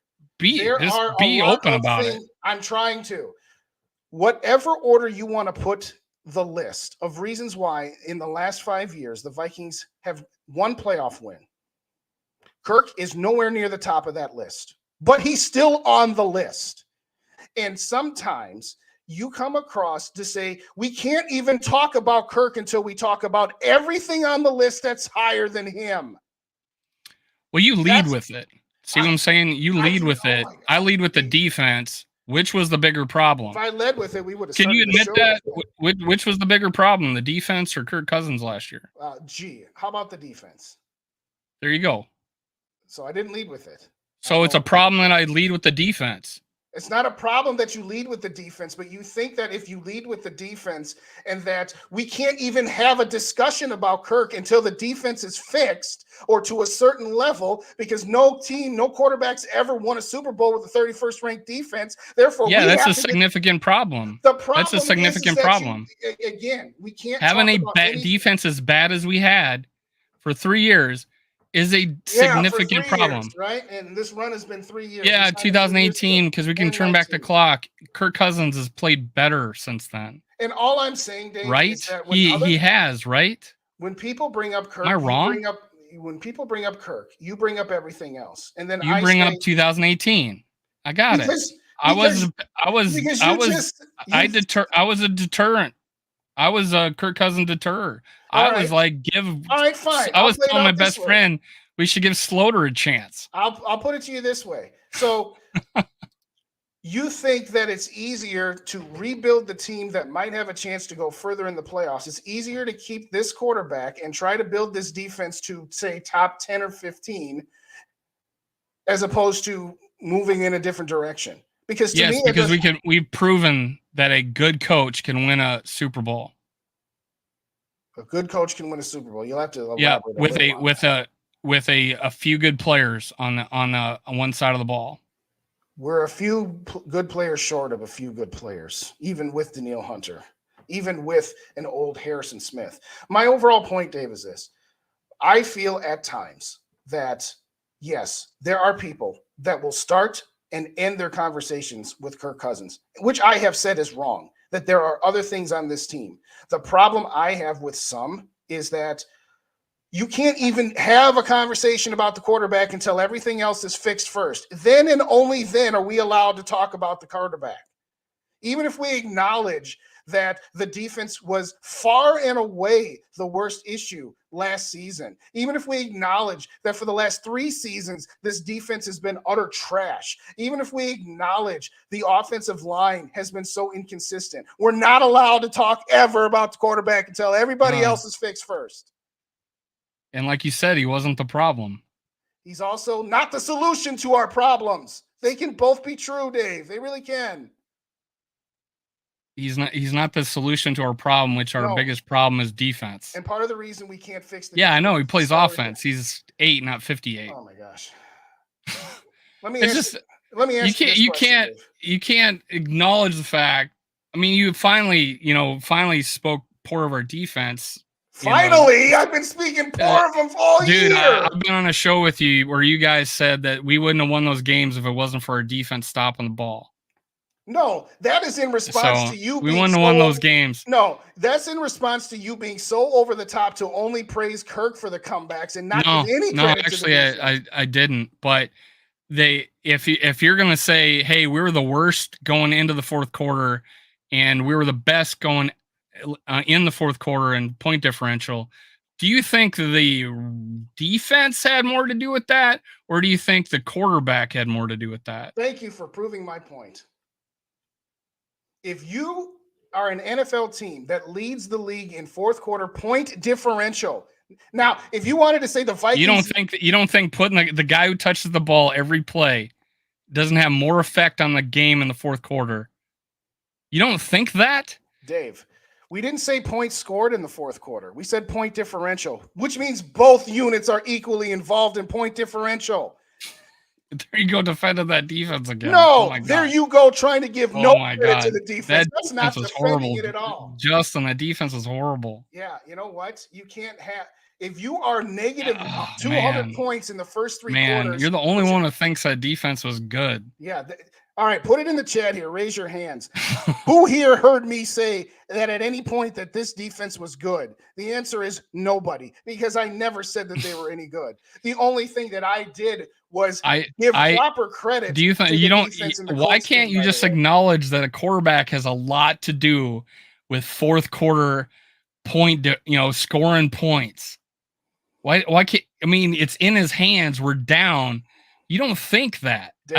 You lean to the defense. Okay, Dave, if in the fourth quarter you score 200 points and you give up 200 points, your point differential is 0. If you give up 0 points and score 200 points, your point differential is 200. We scored all our points in the last 18 minutes of that Colts game. And we gave up 3. And you and Rap told me they had to stop. And you went to, we only gave up 3 points the second half.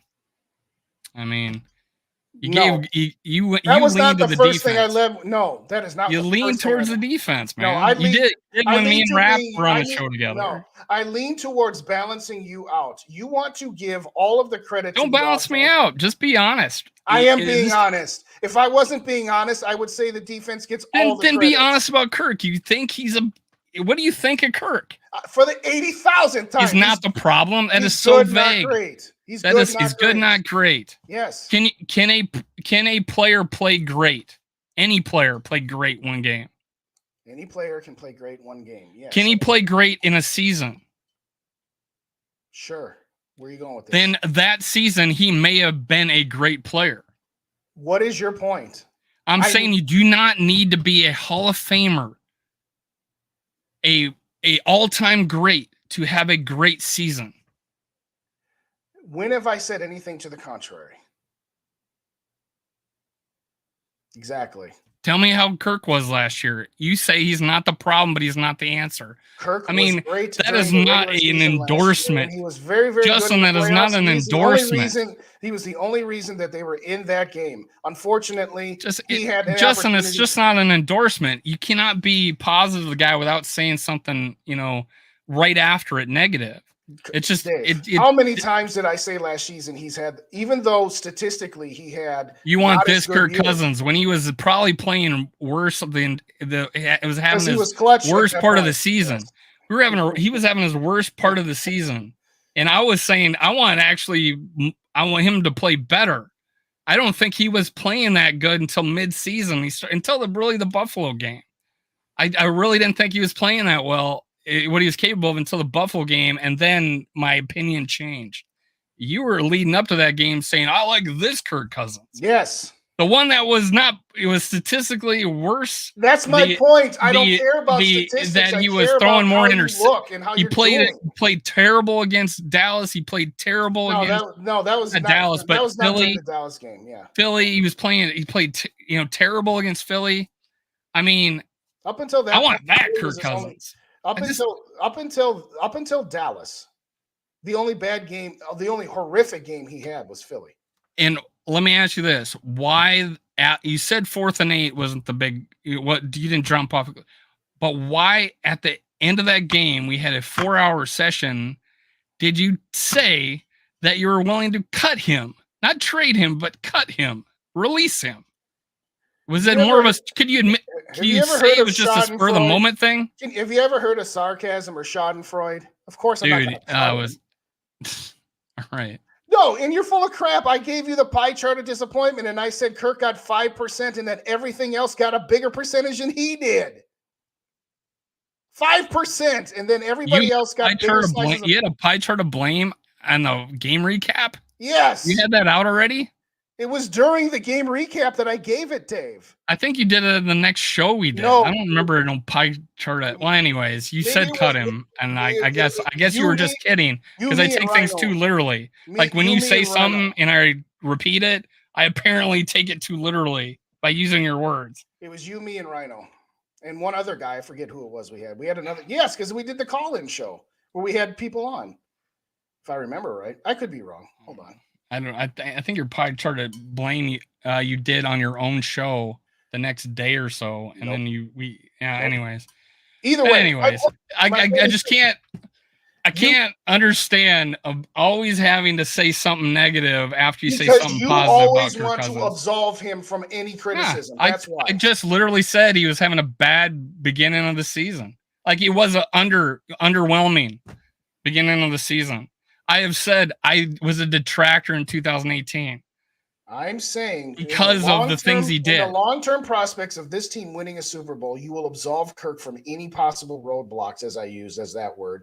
We have to talk about everything else. I can quote myself. Kirk Cousins fucked up on 4th and 8. I can quote myself. Part of the reason. I have a text. I can show you. I believe you. In fact, hold on just a second. I'm gonna. But I can't. But I'm like, he's not the problem, but he's not the answer. But yes, he is not the answer of overcoming all of the other problems that we have. What is so wrong with saying that? We won 13 games. Okay, my gosh, keep talking about a great regular season. If that makes you happy, go ahead. Go ahead. It's what difference does it make? It gets you the playoffs. Great. And we got to the playoffs. With a better defense, you might have won. Okay. With a better defense, we would have beat the Giants and we would have lost to San Francisco. So what? That doesn't move the needle for me. And I'm sorry. Maybe we wouldn't have won 13 and we would have won more and got the second seed. I mean, you don't think that was we were fighting for the second seed. You didn't want anything less. You did a video. We don't want anything less. I'll be, because I want to win, Yeah, we could have got to the second seed and a game might have been at home. I with our defense, I had us losing. You don't think we would have had a better shot with a better defense against San Francisco? You can say that about any game on the planet. Sure.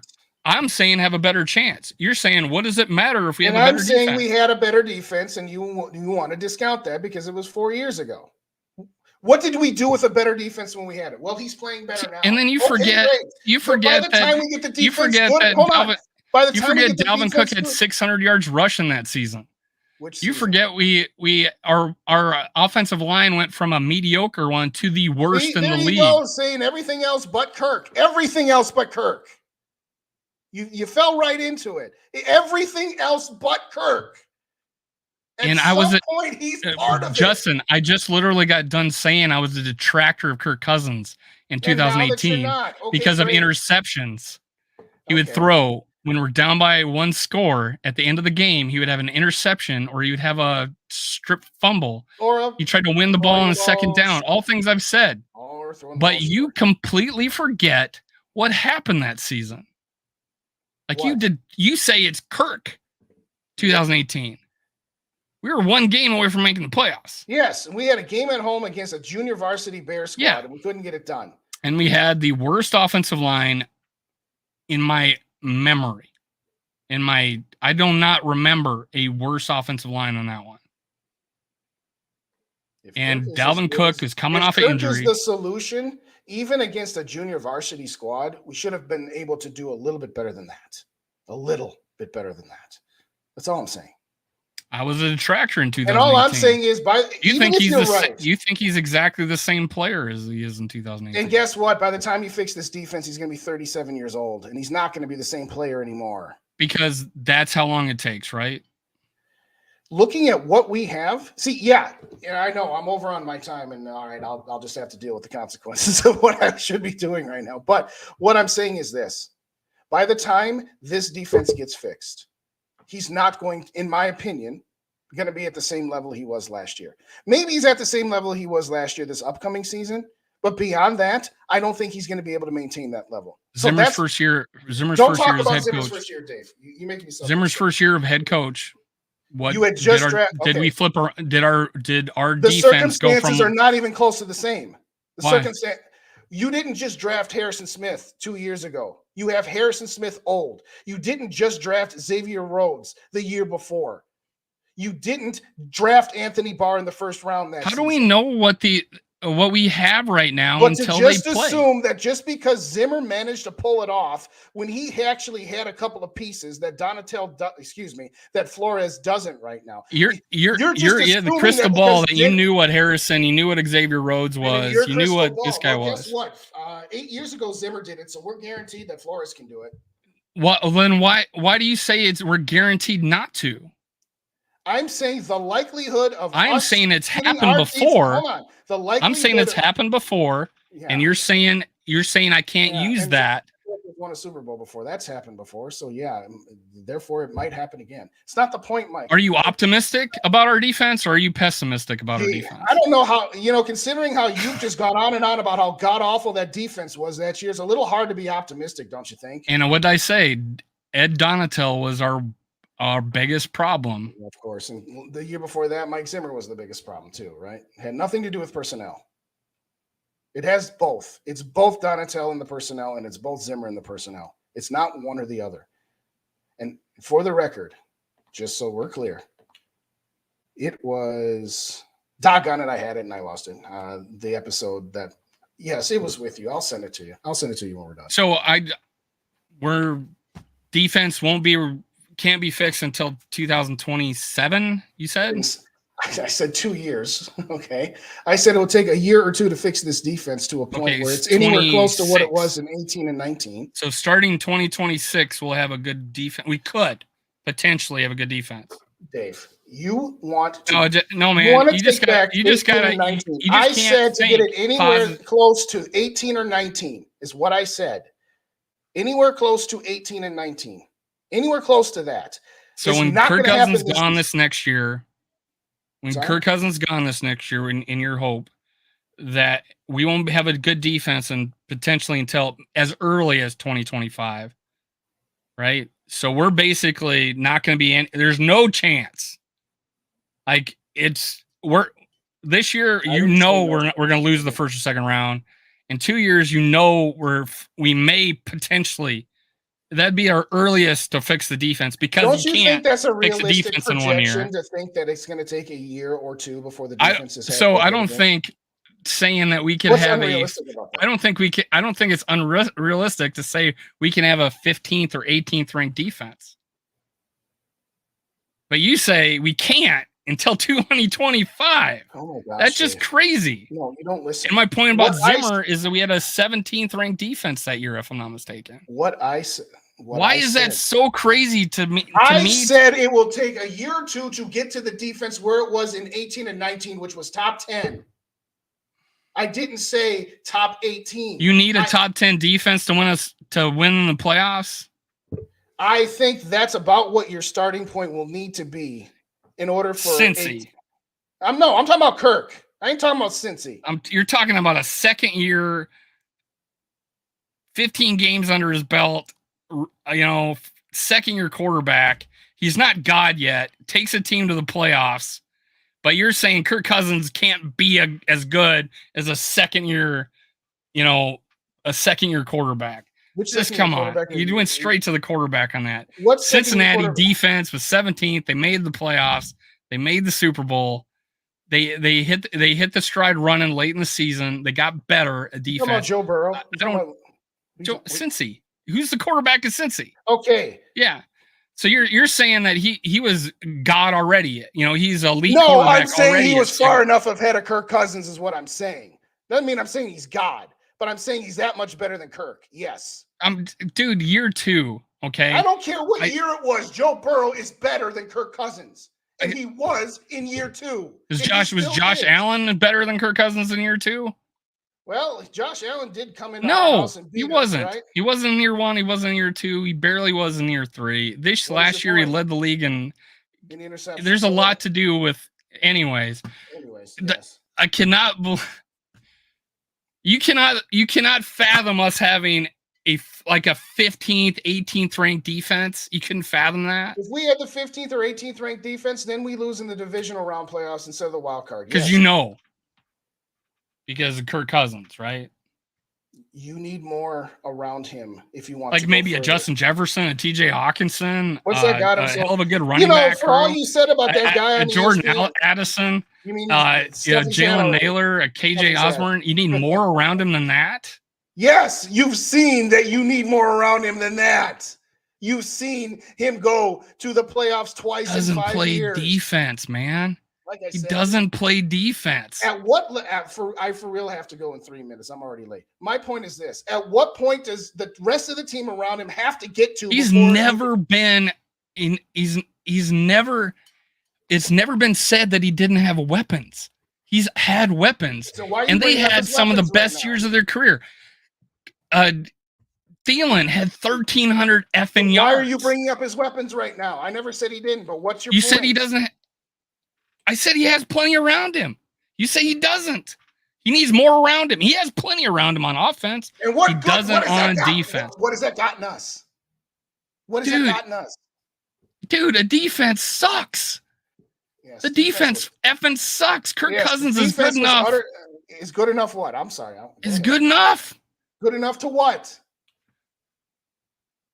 I'm not. I did a fucking poll. It said 75% of our guys. Kirk Cousins, answer your own question. To win a Super Bowl. You said it yourself. You said it yourself. What did I say? You said he would win for the Rams. Now today you said the Rams and San Francisco. I said get to the Super Bowl in 18 or 19 with those teams is what I said. Yes. But he's not good enough. He is. Not with the way this team is currently constructed. Dude, no. And you gave us, man, it's going to be a long fucking year. You talking about how we'll never do this or we'll never get there or we'll not win. And sorry guys, we're going to lose the first round of the playoffs. To not have any optimism that we can't have a 15th or 18th ranked defense. Dude, I don't know. I have a little more. Flores is going to be our defensive coordinator next year if we're going to have a defense as bad as you think. I don't know. So I guess that's a good thing. Maybe we'll win it next year with whatever quarterback you want. I don't know. Anybody but Kirk. Like I said, you let me know what threshold the team has to be at for you to actually say, okay, this is on Kirk. Because again, you've proven beyond a shadow of a doubt that we can't talk about Kirk until everything else is either the defense got to be somewhere between 15 and 18. And once the defense gets to 15 or 18, then we can talk about how the offensive line is. You're saying the offensive line is still at least a top 15. You're saying we can't win with them. Not a Super Bowl. No. So don't come back at me with 13-4 last year. I don't care about regular season wins. Can't win a Super Bowl. No. The Minnesota Vikings, the way they are currently constructed, cannot win a Super Bowl with Kirk Cousins. That doesn't mean it's all his fault, but it doesn't mean that he's not part of it. What should we do then? We should have got rid of him this year, right? And we should have went with a rookie so we can win in 5 years? No, we're back to that. You don't think we can build a team with Kirk Cousins on the roster? I've said that a few times. He's not even. Yes. Okay. Then it's not. You just said I'm tired of people saying it's about the contract.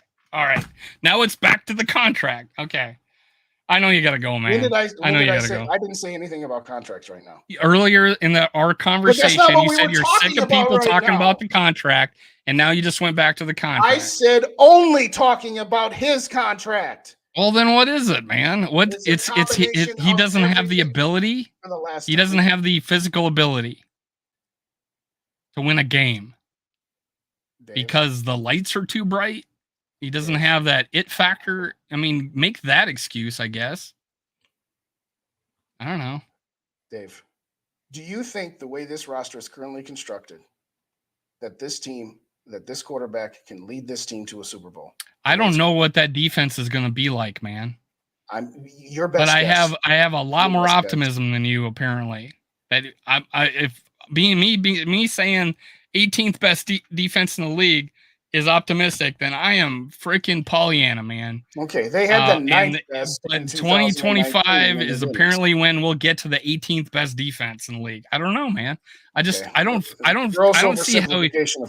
see how you can find me crazy or overboard or unrealistic that a team can go to a Super Bowl with an average defense, because it's been done. You're saying is if that was to happen, we wouldn't win it because we got Kirk Cousins.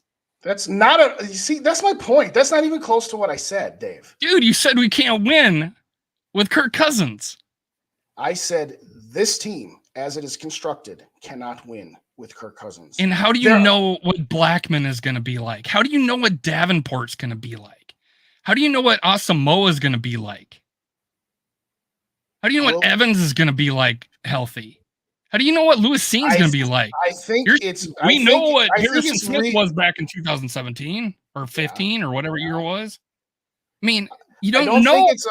I don't think it's unreasonable to have the expectation that this defense, with how trash it was last year, as you say, 31st ranked defense, I don't think it's real. I put most of that on Donatel. Okay, if you want to put most of it on Donatel, then that's your prerogative. Fine. And I think it's realistic to think that. I think it's more realistic to not put most of it on Donatel.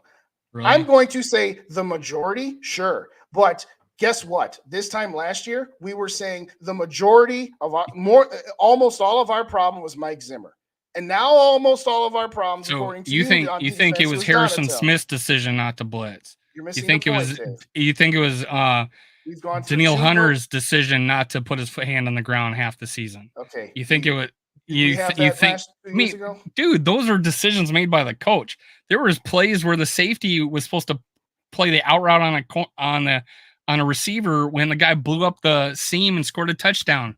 Philly. He blamed it on the cornerback. That was in a normal world, it would have been the safety that would covered that guy. Ed Donatel sucked, man. And I think it's more realistic that Ed Donatel sucked rather than the players we had on the field on the defense. All right, totally. So we've had 3 straight years of 3 straight years of god awful defenses and have had 2 separate defensive coordinators. But 2020 was injuries.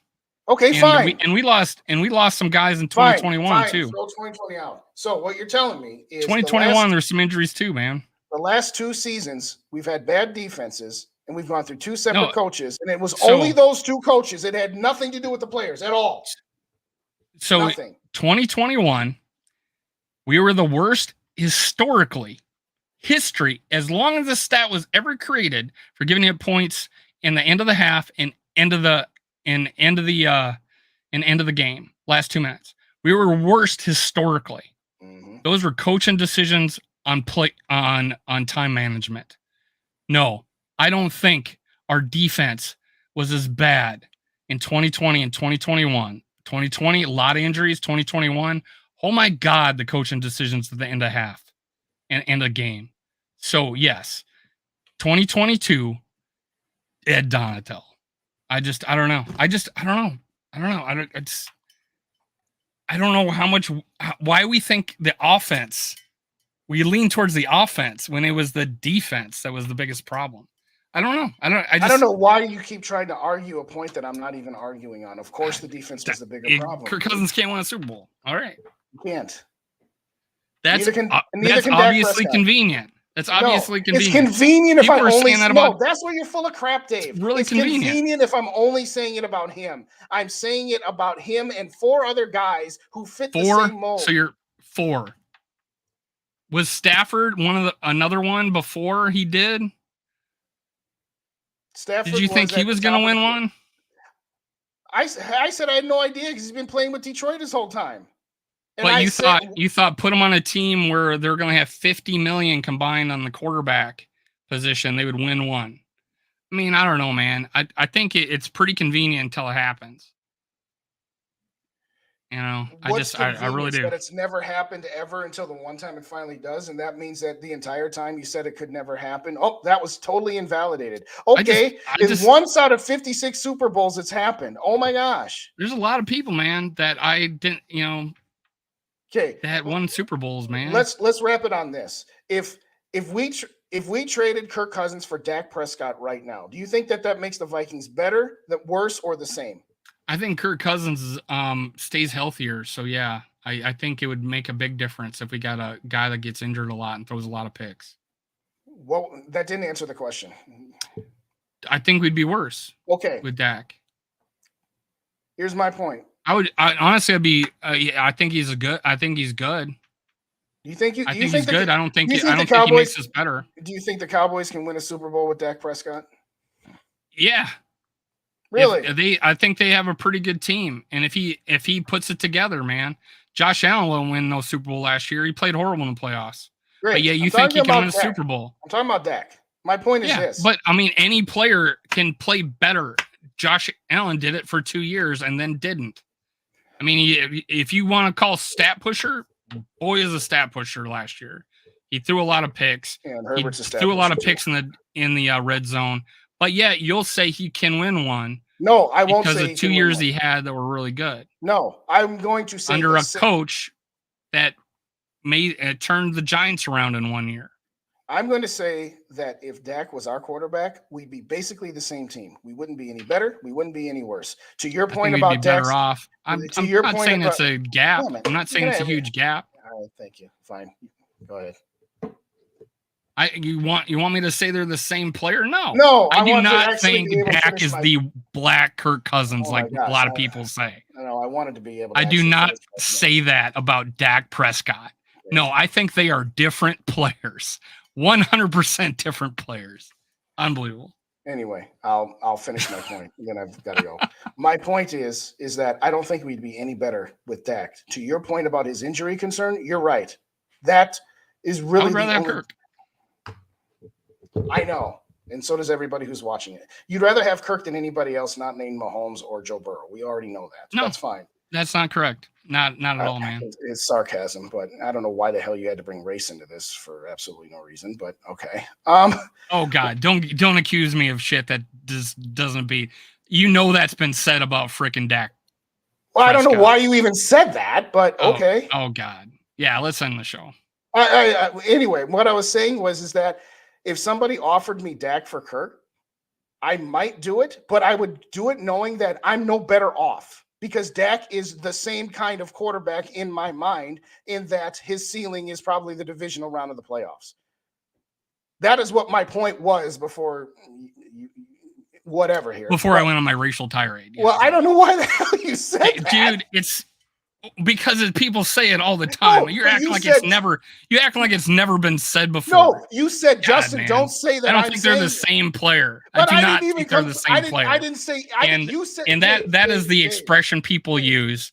And to go back and watch the tape when we're done. You said, I don't know. No, I'm not saying that he's this. I'm like, I never said you did. You're acting like I said that to you. And I never said anything close to that. I was like, why? Where did that come from? Anyway, moving on.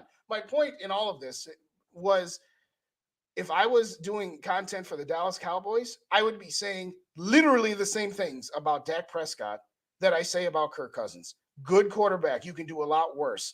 And if you put the right team around him, yeah, he might be able to succeed under those circumstances. But when you have a quarterback making market value, it's increasingly difficult to get that kind of quarterback to the team around him to a certain level that he could finally be successful.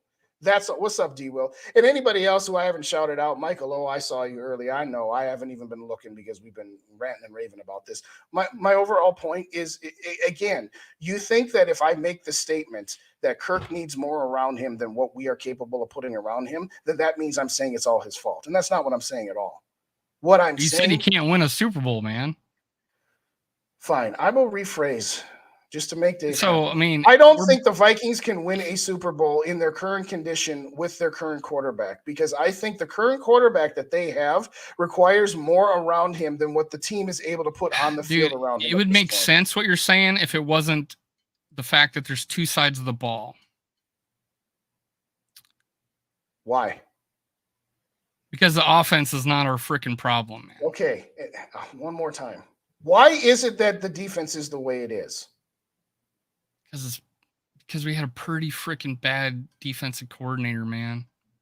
All right, so you're banking on a new defensive coordinator is just going to That could get us to a 15th or 18th ranked defense. In fact, and you think that's enough? You think that's enough? And fine. I No, think I don't care. No, I think the way that he coaches, the fact that he took Miami and the Patriots, when he did the play calling to an elite level, I think he can take a mediocre roster and through his changing it up, his blitzing, his taking chances. I don't think he will.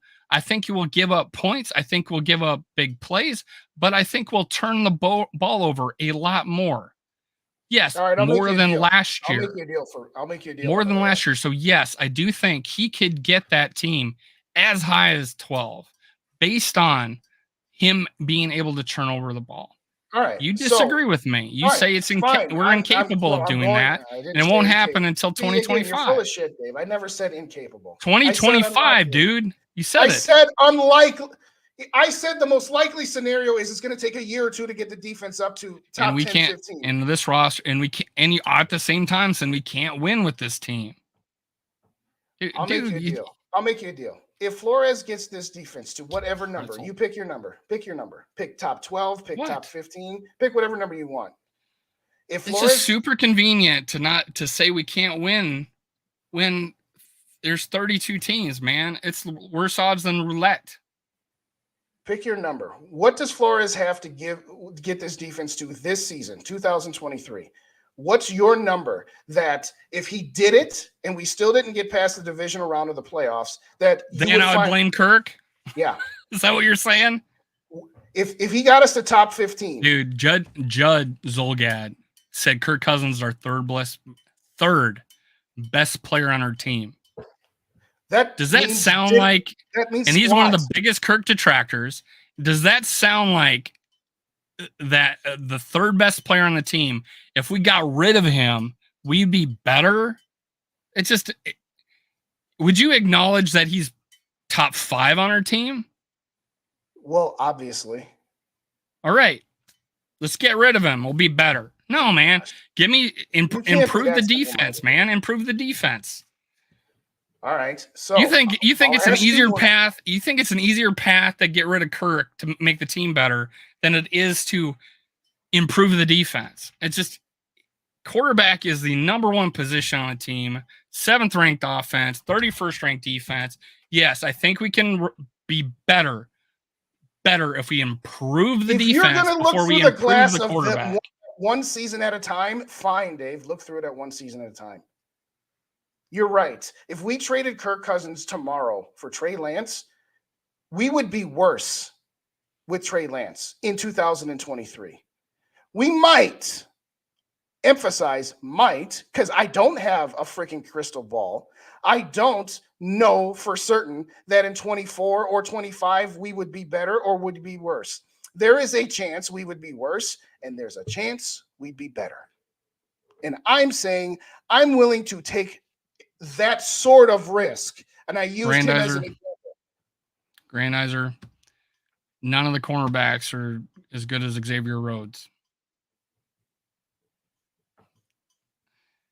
Sorry. We can't repair this defense. Dude, unlike a lot of people think, we had a good draft last year. Just unfortunately injuries. And I think he actually shocked me with the talent he got this past year a little bit. I was a little more worried on some of the later picks, but I think Blackman is the real deal. I think we got good players, good young players, and we'll be better at defense, especially with Flores. Great. And yes, I do think it's completely fathomable that we can get into the teens on defense. I think we'll cap at 12. I said yes, Dave. I think we'll cap at 12. I don't think Kirk Cousins is anywhere, like you said, but don't say that he's anywhere near being, well, in my point, he's nowhere near being any bit of a problem. No. Honestly, 0 problems with Kirk. 0. Thank you. You've proven my point. 0 problems with Kirk. 0. Yeah. Yes. He And is by not 0 culpable problems, for by 0 anything problems that is he's not holding us back. He's not holding us back, man. Kirk Cousins does not He's not holding us back, one man. iota of accountability for the last 5 seasons. None. No, I didn't say that. I said 2018. That's what I said earlier. I said and that's 2018. 2018, 2019, I was a detractor. But right now, way he's playing, past 2 years, he is not our problem. He walks on water, ladies and gentlemen. You heard it here first. Yeah. You cannot say anything. He walks on water. I mean, Sarah's making me a shirt. It's gonna have him walking on water. Yes. No, dude. I just think it's so crazy. Proved my point. You can't give him any. I'm not saying he again. I said 4th and 8, bad play, man. Oh, great. So I said played bad. I said he played bad up until less than stellar, not bad, but he didn't play that well up until Buffalo. But yet I say he walks on water. All right. You just got done saying over the last 2 seasons, nothing about Kirk has held us back. He's made no mistakes. He's not held us back. And so compared to the rest of the league, because every quarterback has not had a perfect game. Kirk Cousins is right up there with the quarterbacks that have not held their teams back. He's also right up there with what? 31 other quarterbacks that haven't won a Super Bowl. I mean, I get it. Yeah, that's very convenient. By the way, Kirk Cousins is the only quarterback in the history of NFL football who, if they had played on last year's team, would have been able to do what Kirk Cousins did. You're also throwing out the possibility that if somebody else was in that position, so he's one of 2 people have done it, but yet everybody can do it, right? I didn't say everybody can. Just like everybody can throw to Justin Jefferson. Like everybody can throw to Justin Jefferson, right? Right. Back to that. No. Yeah. Anybody can throw except for only like 5 quarterbacks have ever thrown to a receiver that had 1,800 yards. No, Kirk is the only person. You got to at one point start giving him credit. I have given him credit, Dave, but stop acting like if another quarterback was on this team, okay, maybe Justin Jefferson through 3 seasons wouldn't have 4,800 yards. Maybe you'd only have 4,300 yards. Oh, my God. Name me the quarterbacks that would have, had a season like Kirk had last year with tying records and throwing 1,800 yards to Justin Jefferson. I don't know. Okay, I think Mahomes would have had a good shot. I'm not saying it's a guarantee, but I think he would have had a good shot. I think Burrow would have had a good shot. And even the fact that Josh Allen had a crap year last year, and granted, he was injured for part of it. I think Josh might have been able to do something similar to what Kirk has done the last 3 years with Justin Jefferson. I think Aaron Rodgers, despite the fact that he's fallen down the last year, I think over the last 3 seasons, he might have been able to stay within 1,000 yards of what Kirk has done with Justin Jefferson. Maybe. I don't know. I mean, do I need to keep going? I mean, it's ridiculous to say. Sure. That. I want to know how many quarterbacks you think are just as good as Kirk Cousins the past 2 years. So which one is it? You just named elite quarterbacks that you think could have did what Kirk Cousins did, and those are the players. Those are the players. Those are the players you are comparing them to. I'm saying in the last some 3 years, bad quarterbacks that could have did that. Well, or average ones. Average quarterbacks. I think if Dak Prescott was our quarterback for the last 3 years, Justin Jefferson probably doesn't have 4,800 yards, but I'm guessing he probably still has at least 4,200. Maybe. I don't know. I think if Jared Goff was on this team, I thought they were going to be the same, no different. But you're saying he's going to have 600 more yards under Kirk Cousins? I don't know. I was being dumb. That sounds better. If you couldn't sense the sarcasm here, dude, you're the only guys you can name that would have did what he did are guys that have, you consider elite. And that just think about that. Oh, all right. So Jared Goff is elite. Okay. Dave said Jared Goff is elite, ladies and gentlemen. Jared Goff had a 4,700 yard season, went to the Super Bowl. I think very highly of Jared Goff. Okay. Every time I have mentioned Goff, and I name them like back to back in my quarterback ranking. What's that? Every time we've ever talked about Goff and Kirk, you've told me I'm crazy to think that Goff is anywhere near Kirk. Oh, you're not talking to the same person then. Okay. I said I'd rather have. You must have been a different person. No, after the season, I said I might even take, because you were asking, okay, who's the best quarterback in this division? And I said I might take Goff over Kirk. And you said, really, Justin, you hate Kirk that much? You take Jared Goff over Kirk Cousins? Did I sound like that? No. All right. It's what it. Well, you probably didn't. But again, no, dude, I think I ranked him 7th. No, I ranked him like, I think I ranked him like 5th in the NFC. That's like 2 spots behind Kirk. Yeah, and I had him ahead. And I had like Dak's. I think I had Dak 4th, maybe. I don't know. My point, anyways, is at some point, I'm pretty high on Goff this year, honestly. At some point, try to realize that Kirk can't be absolved from every portion of blame. I agree. I just don't think he's the problem, much like you do. Of course. Dude, you don't think you go to the negative more often than you go to the positive about him? No, Dave, I'm not going to the negative, but you spin so positive that you think anything that's not positive is negative. No, I put more blame on the defense and it drives you nuts. No. I just don't know. Oh my God, you said the defense again. What about 2018? That's every freaking time. No, I can't say anything bad about the defense without you bringing up 2018. And every time I bring up Kirk's playoff record, you say, oh, well, what about that? 1 and 2. He has to get to the playoffs. Oh my gosh. He fucking won a game on the road, man. Wasn't it a road game? So did Dante, but you know what? Kirk's better than Dante, right? Oh yeah, career-wise, yeah. Yes. Okay. Yeah, career-wise. You don't think so? What's Dante? 42% win percentage? Oh, we're back to stats, are we? Okay. Wins? You think that's a bad stat to go off of? I thought quarterback wins don't count. That's what you tell me all the other times. No, actually. No, yeah. No, I think that's important. Well, now it's important. It wasn't important before last season when Kirk just like you thought it was just like you thought it was the most important thing. I never said it was the most important thing. Dude, I like this Kirk Cousins because he's winning. I said because the team. No. I said because the team is winning. Dude, man. It's okay to put some blame on him. It is okay. Geez, man. Not all of it, and not even the most of it. Why is Culpepper a better quarterback? Huh? Go ahead. Because he had 2 good seasons. I'm sorry? Because he had 2 good seasons. What? Culpepper's a better quarterback than Kirk Cousins because he had. You're the one that said he's a better quarterback. Oh, you said 2. He had more than 2 good. You said 2 good seasons. He had more than 2 good seasons. All right. Dave. What was the third one?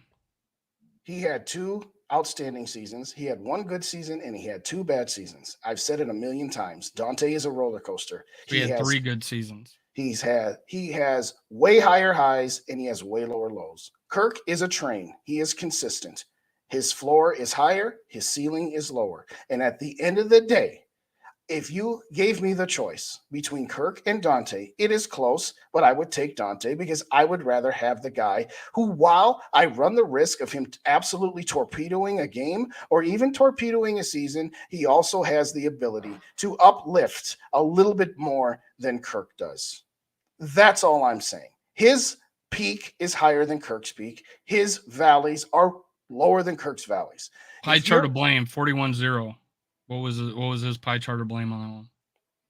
I give equal parts to the defense and the offense. I'm not going to just say it was the defense because that would be preposterous. Which is a bigger stain on a record, 41 donut or 4th and 8? It's unfair. It's a big 4th and 8's a bigger stain, but I'll acknowledge that it's not fair because that's totally misconstruing the whole rest of the game. Comes into play. No, I said it's unfair.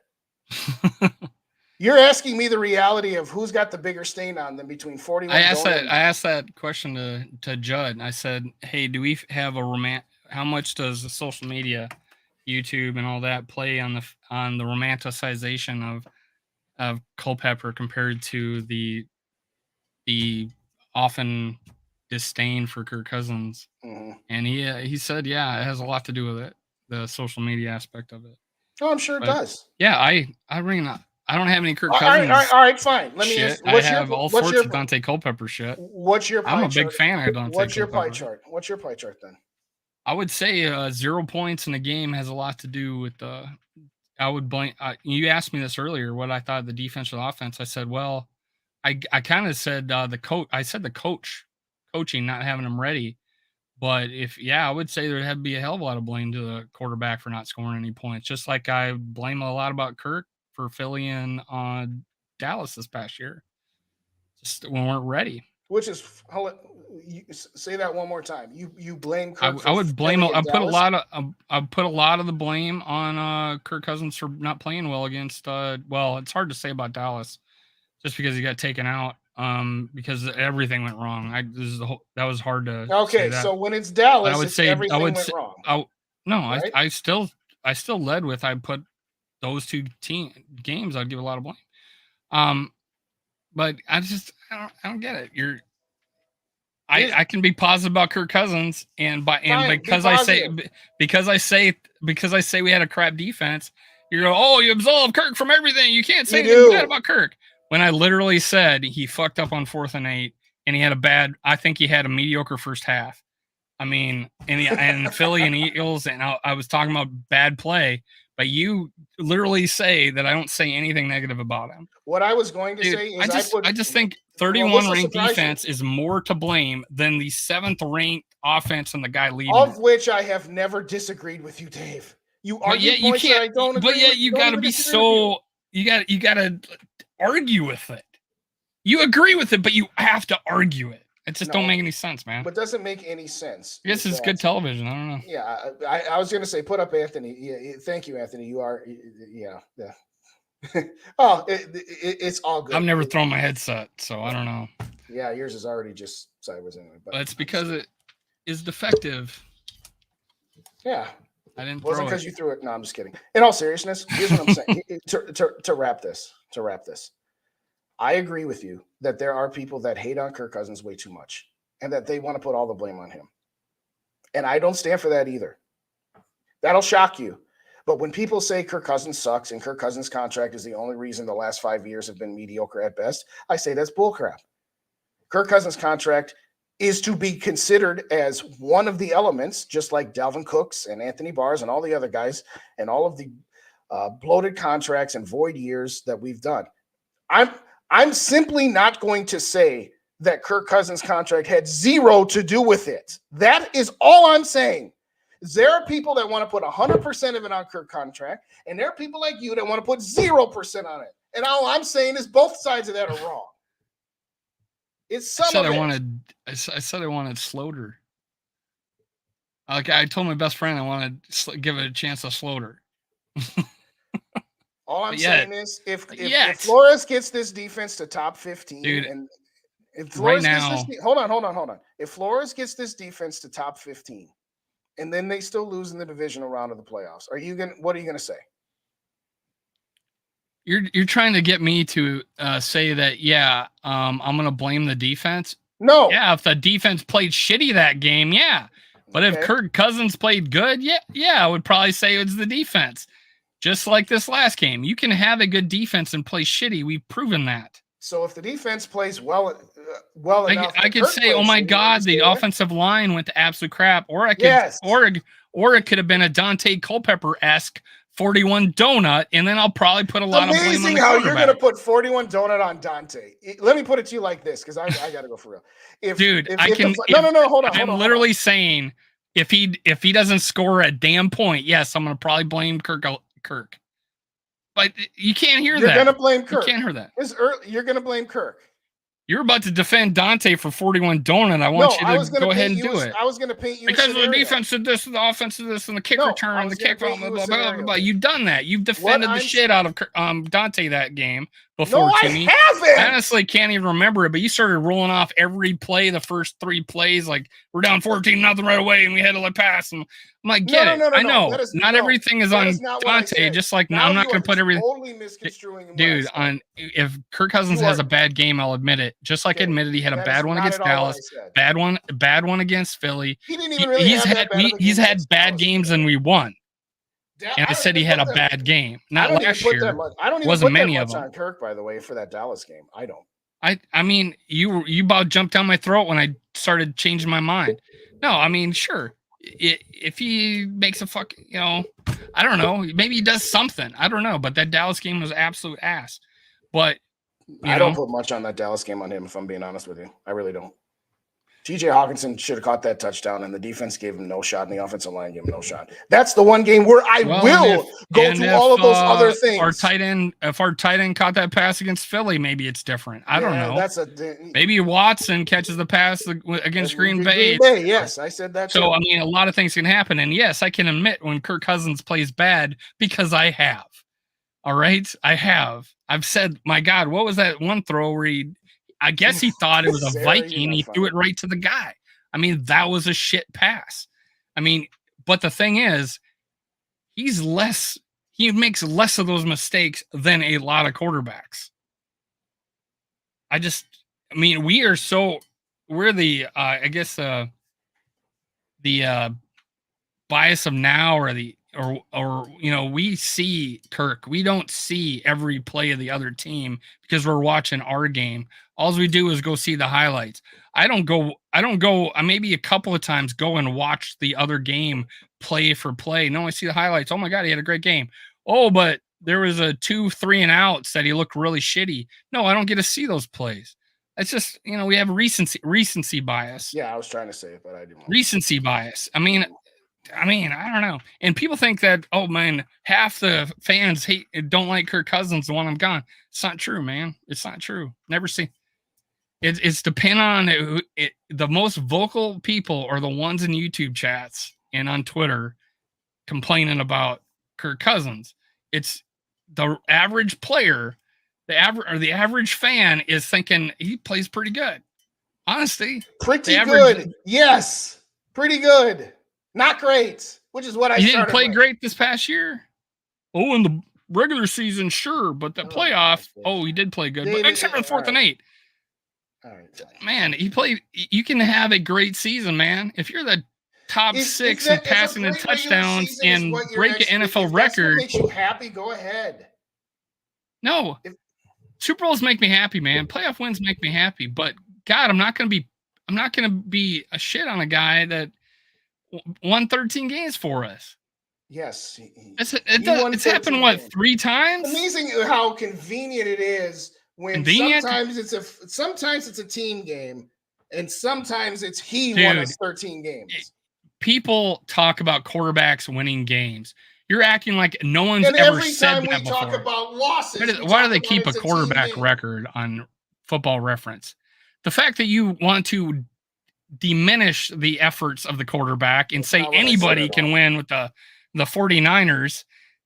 I mean, I'm on the opposite camp where I think it matters who the quarterback is.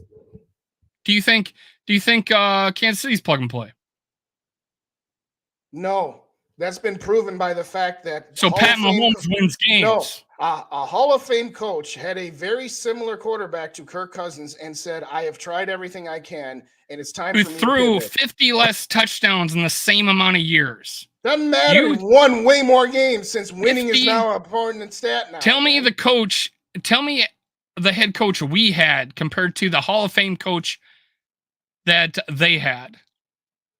What does that matter? We're talking about Alex Smith. You just named the Hall of Fame coach, said he had a similar quarterback to Kirk Cousins who threw 50 less touchdowns in the same amount of time. Every time you talk, when we were talking about 50 touchdowns, we were talking about, what, this is what Kansas City did, and your response was always, yeah, but there was a Hall of Fame coach that Patrick Mahomes went to. And I agree. Hall of Fame coach got the most out of his quarterback. You say he's the same quarterback. You don't think a guy who threw 50 more touchdowns in the same amount of games could potentially be better, and he probably could have did better with Kirk Cousins? You think he's the same player, but he scored 50 more touchdowns with a worse coach. It's just, you don't think 50 more touchdowns is significant. Who won more games? Probably the KC. I don't know. Probably. Maybe he's similar. I mean, again, if you're telling me, but you saying it doesn't matter. Wins don't matter. I'm saying Hall of Fame coach, average quarterback. If you're Kirk Cousins, 50 more touchdowns. Dude, can't you just admit, 50 touchdowns in the same amount of time is pretty significant? If Kirk Cousins in his is 50 more touchdowns, had 50 more touchdowns than 50 Alex more Smith touchdowns in those 3 or 5 in years, the same amount of time. Which amount of time are we talking about? What amount of time are we talking about here? The amount of time he was on the KC as the Kirk and him played both for the same amount of time on the same team, same amount of games. Dude, I looked it up. I did a video on it. It's 50 more touchdowns. You think he's the same player? I don't. I think Kirk Cousins is better than him. And yeah, Mahomes is better. I agree. Yeah. Alex Smith is Hall of Fame coach. You think Zimmer and him are the same people? And that Kirk Cousins and their quarterback are the same people. Kirk, for a worse coach, threw 50 more touchdowns on a run-first offense. Sure, KC probably was maybe a run first too, but that guy threw 50 less touchdowns. I don't know. I think put the guy that can throw more touchdowns on that team with a Hall of Fame coach. You might not need to draft Pat Mahomes. I don't know, man. Yeah, that's what the Vikings said when they brought Kirk in here. We just need a guy who threw more touchdowns than Case Keenum did. It's the same argument. Dalvin Cook was elite because he had a bionic knee after got the 600 yards rushing, and the offensive line was amazing, even though it was ranked like 28. Like I said, you've I get it, man. Got a trump card, don't you? Dude, you bring up 2018 like you don't remember any of the shit that happened. Dave, you don't remember any of the shit that happened. I was a detractor to your question. I was literally a detractor of Kirk Cousins and pointed out he could not win games late. I'm answering your question. You said if you put Kirk Cousins in, you didn't realize that Kirk Cousins threw 50 more touchdowns. You're not letting me answer your question, dude. You thought you didn't realize Kirk Cousins threw 50 more touchdowns than that guy. The pretzel started to happen. He has a more of a elite coach than Kirk Cousins did. But Kirk Cousins yet threw 50 more touchdowns. Congratulations! And you think they're the same player? Dave, they're not the same player. If you ever would fucking let me answer your question, you might not have to go through all of those machinations. Answer the first one. Is 50 I'm trying to. What was the question? Is 50 touchdowns more significant? Sure. Go ahead. If it's 50 touchdowns more, yeah. All right, cool. He threw 50 more touchdowns. You didn't know that, did you? Smith. No, I don't. Because Alex Smith, what I'm trying to say is Alex Smith, to me, is in the same category as Kirk and Dak. He never got past the divisional round of the playoffs. That's the point. And if you want to talk about how many more wins Alex Smith had during those 5 years or how many more touchdowns Kirk Cousins had during those 5 years, we can talk about all that, whatever you want. My point is, at some point, you realize, you know what? This is as far as you can go with this quarterback, whether it's Alex Smith, Kirk Cousins, or Dak Prescott. So if you want to say that, Kirk was better than Alex Smith because he threw 50 more touchdowns during those 5 years. Okay, fine. Go right ahead and say it. You could also make the argument that Alex Smith won more games than Kirk Cousins in that time. Neither one of them really trumps either. At the end of it, they both had a cap of the divisional round of the playoffs. Why would you want to continue to go down a road where you know that that's as far as you're going to go? Hey, D. Well, he just said that they didn't get past the divisional round, so I don't know. I mean, yes, Alex Smith got to the playoffs. One guy had a Hall of Fame quarterback, a Hall of Fame coach. The other one, again, there's always a reason. There's always a reason. It's either you led with Hall of Fame coach. You led with Hall of Fame coach. That's because that's what you've said in the past. When he's a Hall of Fame coach. You don't think coaches matter, man? Come on. Oh my God, Dave. You don't think coaches matter? Dave, there's always something. Who's a better coach? It's always something. Who's a better coach, Zimmer? In 2018, it was his offensive line. In the last 3 years, it's his defense. And in this analogy, dude, I didn't say it was his offensive line. I said it was a no running game, the worst in the league. We fired a coach halfway through the season, and Kirk Cousins could not win games at the end. I've said that. I've repeated it over and over again. I was a detractor. I wanted Slaughter. Dude, I don't know, man. You think the player's the same player every year when it's not, man. And Kirk would have been better in Kansas City than Alex Smith was because he had a Hall of Fame. It's always something. Yeah, I would think a guy who threw 50 touchdowns for a lesser team, a lesser coach, which is what who's had a different. Okay, keep in mind, Alex Smith had the same play caller and offensive coordinator the entire time. His head coach, who's a Hall of Fame coach, who went to three Super Bowls now, or four Super Bowls now. So, I'm laughing at the chat, not you, just to be clear. So, you don't think having a Hall of Fame coach who's also your play caller, the guy who designed your offense, every year, the entire time you're at the team, and and the guy over here who has an offensive coordinator, like 6 different ones in 5 years, who throws 50 more touchdowns, could potentially be better than Alex Smith. You know what? I think if Charles Barkley had been coached by Phil Jackson, maybe he would have won a title. You're right. Good point. Great. Dude. Michael Jordan had Phil Jackson, and Kobe and Shaq had Phil Jackson. You're just sore guys, you didn't realize that Kirk Cousins had 50 more touchdowns than Alex Smith. Because I don't care. Because at the end of the day, both of the quarterbacks have accomplished the same thing, which is to have a cap of the divisional round of the playoffs. Kirk Cousins is more talented than Alex Smith. Smith. He's more talented than Alex Smith. He is, but you say he's the same player. No. The difference being is that he has a Hall of Fame. He had a Hall of Fame offensive mind the entire time he was there. And Kirk Cousins playing for Zimmer, who says, don't throw the fucking ball, basically. You know, I cannot believe you would say that they had the same situation. Different offensive coordinator every year, sometimes 2. Once he had 2 different offensive coordinators, you're saying that's the same. Like put him over here with the Hall of Fame coach. He's going to do the same thing as Alex Smith. I'm talking about Alex Smith in I'm not just looking at his Kansas City. I'm talking about what he did both in San Francisco and in Kansas City, where he had different play callers. If you want to conveniently, you were talking about Kansas City. Now you're talking about a different team. I'm talking about Alex Kansas Smith, City, the quarterback. Dude, you're the one who had to say. I'm not talking about Washington.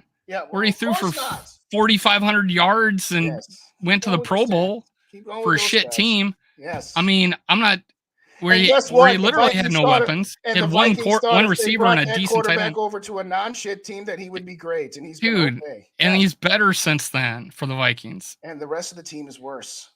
Dude, he went to 3. I know you don't think Pro Bowls are a big deal, but you're one of 6. You're one of 6 quarterbacks to get to go to it. Okay. You're one of 6 quarterbacks. That's nice. But so what? Dude, I know it's Super Bowl or no one's any good enough. I mean, nobody has, you know what? I hate to break it to you, but there's not been a Vikings team that's won a Super Bowl, man. I hate to break it to you, Dave, but half the time, what drives me crazy is when you have other people say basically the same thing I do, you don't give them half of the crap that you give me. Tanishka says basically the same thing I do. She's a guest on my channel, man. Okay.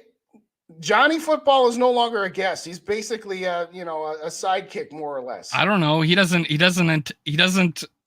say anything antagonistic against me, man. I don't say anything against you.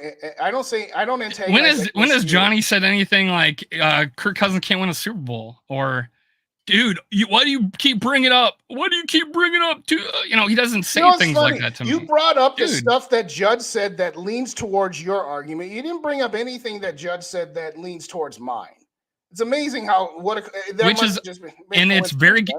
don't you think it's very contradictory that he wants to get rid of Kirk Cousins and he says he's the 3rd best player on the team? Just because you're the 3rd best player on the team doesn't mean jack. If you don't think that piece of your team can contribute to you're 2 steps down from Justin Jefferson. That's gosh, Dave. Dude, you're the 3rd best player on the team. It's so contradictory, man. It is not. You think you make the argument that a Hall of Fame coach coaching him and they're the same player, but you can't admit that Zimmer's not a Hall of Fame coach. Like the coach won't matter. But I've never said he's a Hall of Fame coach. Kirk Cousins on that team is the same thing. They wouldn't gone anywhere, right? I have no Because idea if 50 they more would have touchdowns. any more than you Because do. 50 more touchdowns don't matter. You all right, fine. You can use your crystal ball. And Dude, your transport crystal Kirk ball Cousins. is working overtime. You have us not winning shit for 2 years That's not unless what I we get said rid at of all. Kirk. That's Dude, not even close to what the hell I said, Dave, and it's really starting. I can exaggerate just like as good as you. That's man. not exaggerating. That's completely Why misconstruing. do you not argue with other people when you only argue with me? I mean, seriously, man. You don't. But that's dude. Fine. Casey and Jamie will say half the stuff that more shit that I say than you. You go at me. Literally, nobody contradicts more shit than you. Okay. There's nothing contradictory about saying everything I say. You'll say exactly the opposite, dude. I brought people on the I brought people on the show, and I said, "Hey, he doesn't. He doesn't." You said one thing on my show. I put you in front of rap. I asked you to say something to rap, and you say exactly the opposite. I don't know. It's like you change your mind, man. No, I don't change my mind. It is not contradictory. I know you don't change your mind. It's not contradictory to say you will agree with good, people who agree with you, and that's it. No matter what I say, you'll say the completely fucking sky is yellow.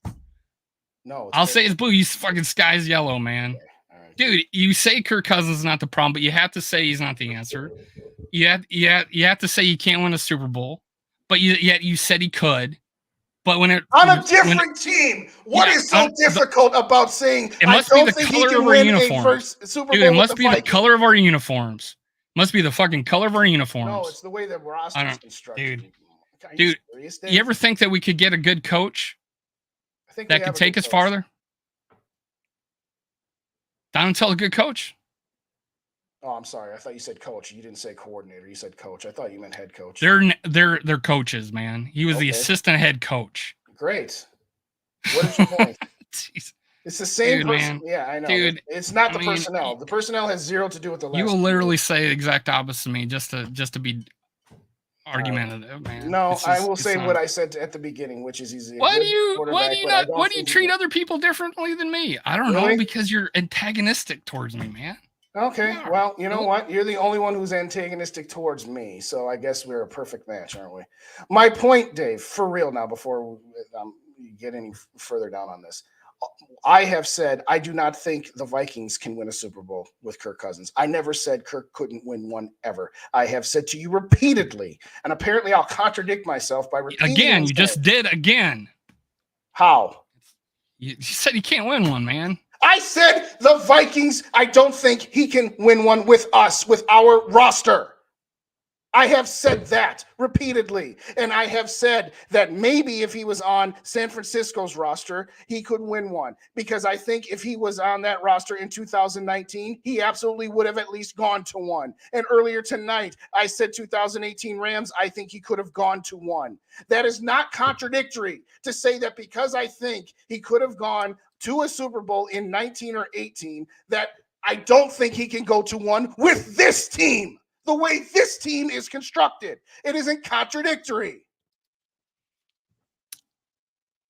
So go ahead and explain to me how I'm being contradictory when I say I don't think the Vikings can win a Super Bowl with this quarterback, the way they are constructed and what they have on roster. And by the time they fix everything else on the roster, that he'll be old and he won't be as good anymore. Tell me how that's contradictory than me saying, but if he went to San Francisco this year, you put yourself in such a pretzel that you have to put these standards of what the conversation is going to be. No, now you're adding. Just because you can't you go on to add now it's the roster.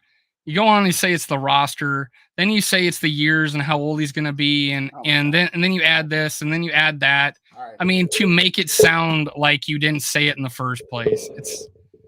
You're right. Dave. You're always right. Dude, I mean, I've said it since. Dude, you telling me Kirk Cousins walks on water? I don't talk bad about him, or I don't put any blame on him. Yet I do, but. Honestly, you lead with Kirk Cousins nonstop. I didn't lead with Kirk Cousins. I led with the defense. Dude, he's not the problem. He's not the answer either. I mean, say something. I mean, do you think he had a good year? For the 5th time tonight, yes, he had a very good year. All right. He had his best year. We can't win with that, right? We can't win with that. Not with those teams, the way it's constructed. We don't have enough around him. Dude, we have all sorts of weapons. What's wrong with that assessment? What is wrong with that assessment? We have all sorts of weapons around him. We just don't have. We hired a defensive coordinator, and we got different players on defense now.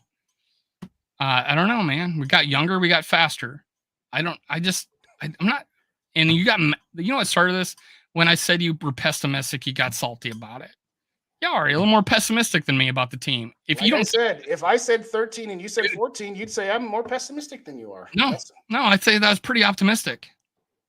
But I'd still be more pessimistic than you. Dude, I'm talking about you saying we won't win, except for we'll lose the first round of the playoffs, most likely. I consider that more pessimistic. And you got salty, and then you spiral out of control, nonstop. I mean, seriously. Okay. I know I'm sure they're loving this, and I don't know. There's like 5 people left. Yeah. Is there that? This was a great. Join next week when we talk about how we'll not win this year. No, join next week. I'll just sit here while Dave says. Come back Tuesday, where we talk about how we will not win unless we get rid of Kirk Cousins and start building up this team. Yep, that's exactly what I said, isn't it? Dude, isn't it? No, it's not. You want him back next year? No. There you go. But that means how was that different? That means I think he sucks. No, I don't want him back next year when he's a year older at 36. You are not on the fence like you say you are about Kirk Cousins. What are you talking about? You're not 50-50. 50-50? When did I say that?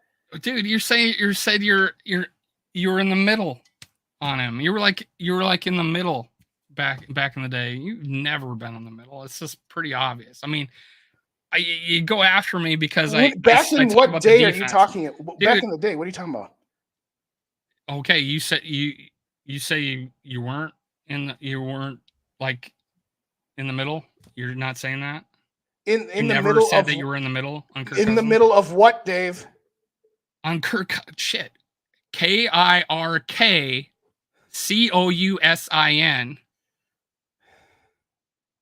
I don't know what you're asking me. I'll just answer it like this. I endorsed the move. I thought it was a good move to sign him. After 2019, I would have moved on from him. So if that puts me in the middle, then sure, go ahead. I don't. Okay, so you've never been in the middle on Kirk Cousins. You've always been on the get rid of Kirk Cousins since 2019, right? Okay, is that agreed? Dude, I don't know, man. I don't think this is working out. I think you want to deal in such absolutes. I just don't know why I don't know why you go after me when I say it's the defense is 31, and then you have to like start defending the ESPN guy and saying that you're realistic. You're realistic, but I'm not. I really defended him. You're realistic, but I'm not. You're out of your fucking mind. I never defended You're realistic, but I'm not. What I said was he has a point realistic Justin in purgatory is what I said. I said it was over the top. I said it was spun. I said it was total spin. Yeah. Oh my gosh. But what he said was true. I said defending him. I said the part of purgatory was true. Or Super Bowl purgatory. Damn, I should have been. D-Will. Oh my God. I should have been, but I don't have a very good memory. So memorizing those textbooks and taking tests. He doesn't have a very good memory, but he's going to tell me what I said back before I even knew the guy. So there you go. Yes, I said that after 2019, I was ready. No, I didn't. Dude, I said since I known you. I mean, I'm not going to say what before I met you. Dude, you used to say how you were like, I'm not a hater. I'm not, I'm I'm in the middle. And, I am in the middle of, man. I won't tolerate people who say that it's all Kirk's fault. Dude, the people who say it's you not were on a fault. show said curb stomp Kirk Cousins and you didn't tolerate that? You didn't tolerate rap talking about curb stomping Kirk Cousins? When people say it's all when rap, listen now. No. You wear his hat and wear sunglasses so because I wore a Dalvin Cook jersey. What the hell does that have on to this do show? with anything? I won't tolerate when people talking bad. Okay, but this is my point. Yet you I ask do. somebody a question, you never let them speak. You don't interrupt anybody else but me like this. Well, maybe rap. Dude, it's nonstop, man. Yeah. It's tomorrow night, I'm sure you're just gonna jump in on those guys just as much, right? They show up early, man, and we talk before the show. What does that have to do with you interrupting me? What it has to do is little showing up and talking about what we're going to talk about, man. That has nothing to do with you. That has nothing to do with you asking me a question and then not letting me answering it.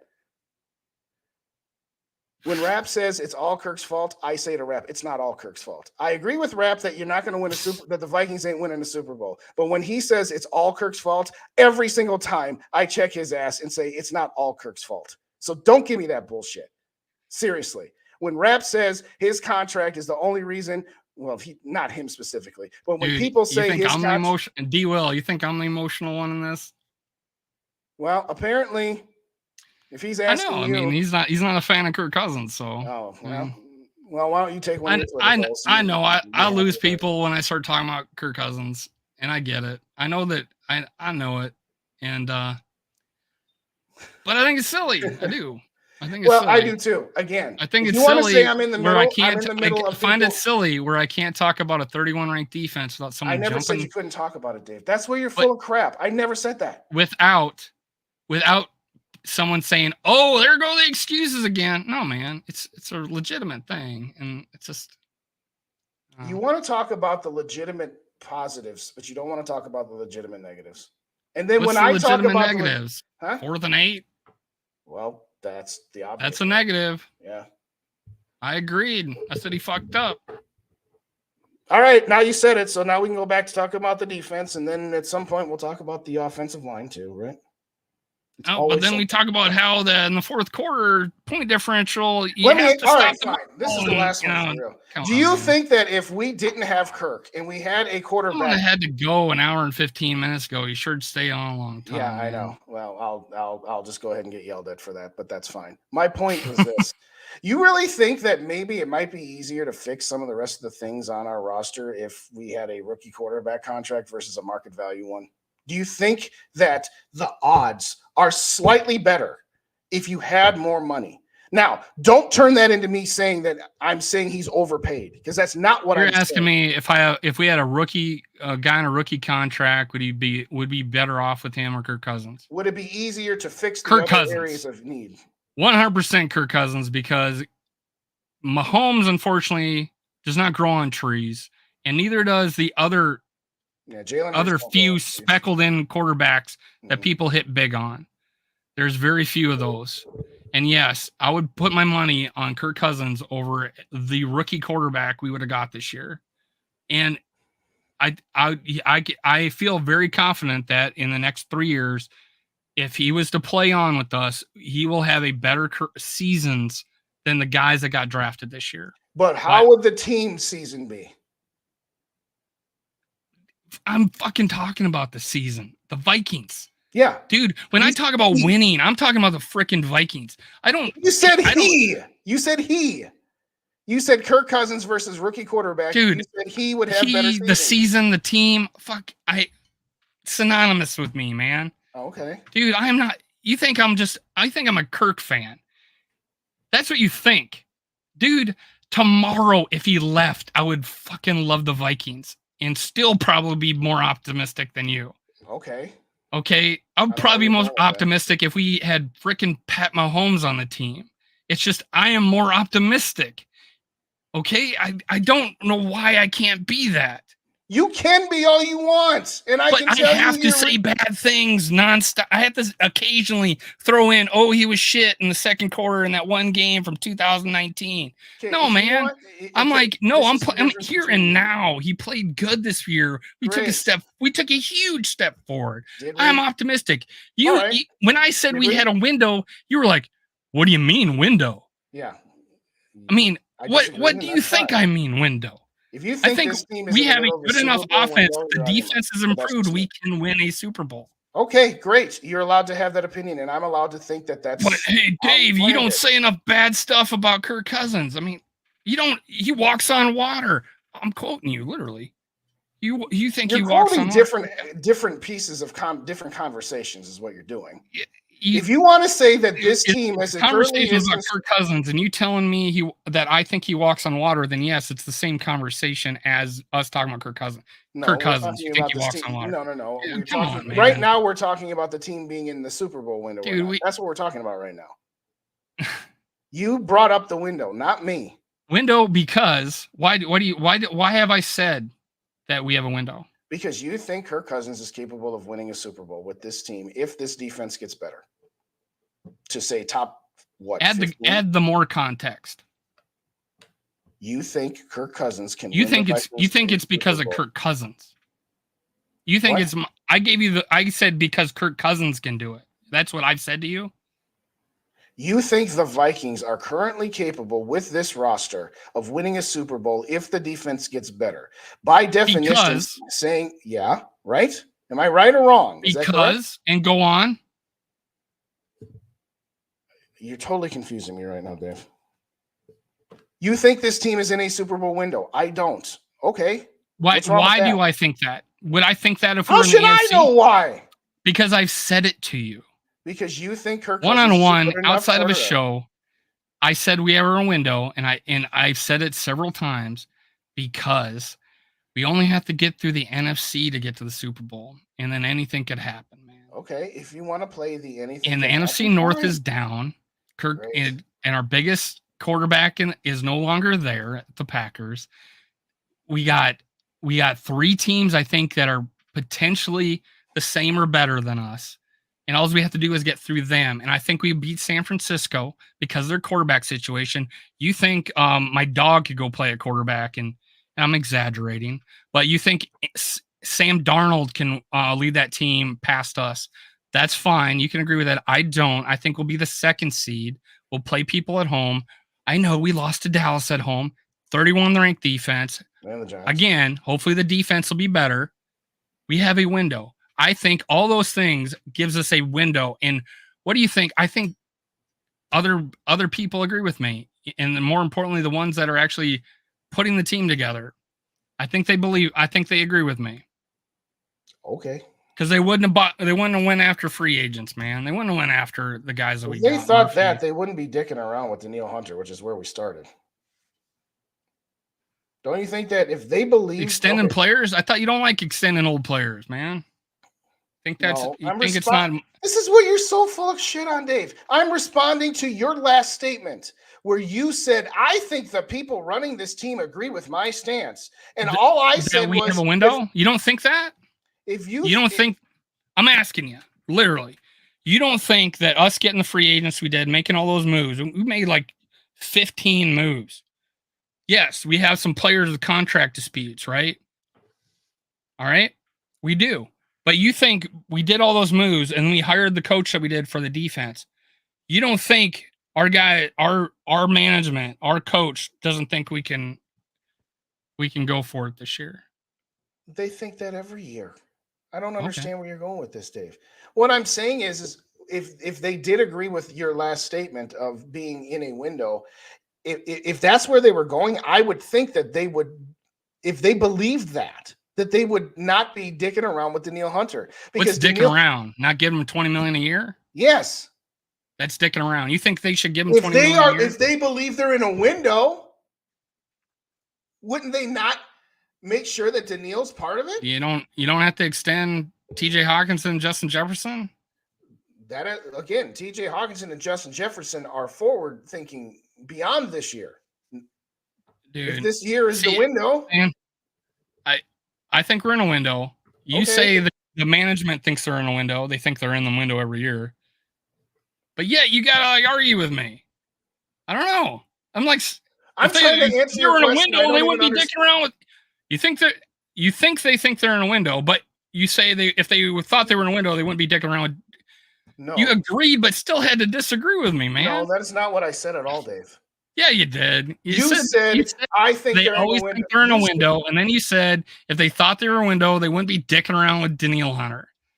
All right, I'll another contradiction. If they think they are in a window, why are they not just getting him signed to make sure he's a part of it? But you already said they think they're in a window. No, I said you said that. Dude, I just said oh my God, I said don't you think that they think they're in a window? Of course, they think they're in a window. I'm assuming so. Yes, I am assuming so. And if they were in a window, why would they be dicking around? Dude, it's a monetary. They have a cap issues. They could still get free agents after this, man. They could still go out and get some. There's some good stuff. Who's out there? They got 18. They got $18 million right now. 23 after they lose Danielle Hunter. If they lose him, yeah. Dude, man. Why would you? You it want doesn't to matter. argue with me Yeah, about that anything. too. But if you want to believe they're in a window, fine. Okay. I hope you're right. I really do. I just, after as many years of watching this team, you know what? In 1999, we thought we were in a window too. We had the best offense ever, and all we need to do is get our defense a little bit better. And then we've got another Super Bowl window. They lost in the divisional round of What playoffs. happened? Yeah, they lost in the What divisional happened round that of year? playoffs. What happened that year? They lost. Yeah, no, 98 to 98, 99 season. What happened that next year? The quarterback wasn't as good, and they had to go to the backup quarterback. And then they got to the playoffs. Did we have the same offensive coordinator? No. I don't know. I'm just making sure I'm right here. And we had a different offensive coordinator. All right. So your summation is that it didn't work in 98 to 99 because we changed offensive coordinators. But that won't happen because we have the same offensive coordinator. Okay. That's a bit of a stretch of logic. What? But what are you saying? We changed offensive coordinators. I don't know why you left. You have control. I can't end the show. Only you can. We're still live, Dave. I don't know what you did. Hey. Okay, rule number 1. I thought we could talk about Cousins for a few minutes. Didn't work. Well, thanks, everybody. I've got to make sure that this stream ends before I just close out and then nothing's sitting up on the screen for a while. And I'm sorry I haven't looked at anybody in the chats for a while because I don't have control of the chats. Super Bowl is at noon next year. Sarah, you're funny. No, Super Bowl definitely not at noon. Again, I don't know why I'm not allowed to say that I like Cousins. I just don't love him. And at the end of the day, I don't think you can win a Super Bowl with him the way the Vikings are currently constructed. So it doesn't make sense to me to continue down a path that I know I have a hard exit at the divisional round of the playoffs. So yes, I'd rather trade him for something and get something back. Or if we do want to play one more year with him, sure, I guess. I think it's very Vikes want to trade Hunter, but NFL ain't offering enough. Got to sign him then. Yeah, Ditter, maybe. What's up? Oh, good to see you.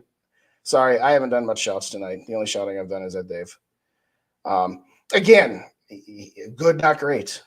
I don't think the way this team is constructed is enough for him. It's not his fault, but it'll get spun as I'm putting all of the blame and only blame on him. Ah, there he is. What happened? Hello? Hey, man. Where'd you go? Did you break your headset or something? Internet, probably. Oh, all right. I was like, I was about to go, but then I was just like, oh, wait, I don't have a way to end this, so I better stay on for at least a couple minutes, let you get back on. Anyway. D. Will, he just...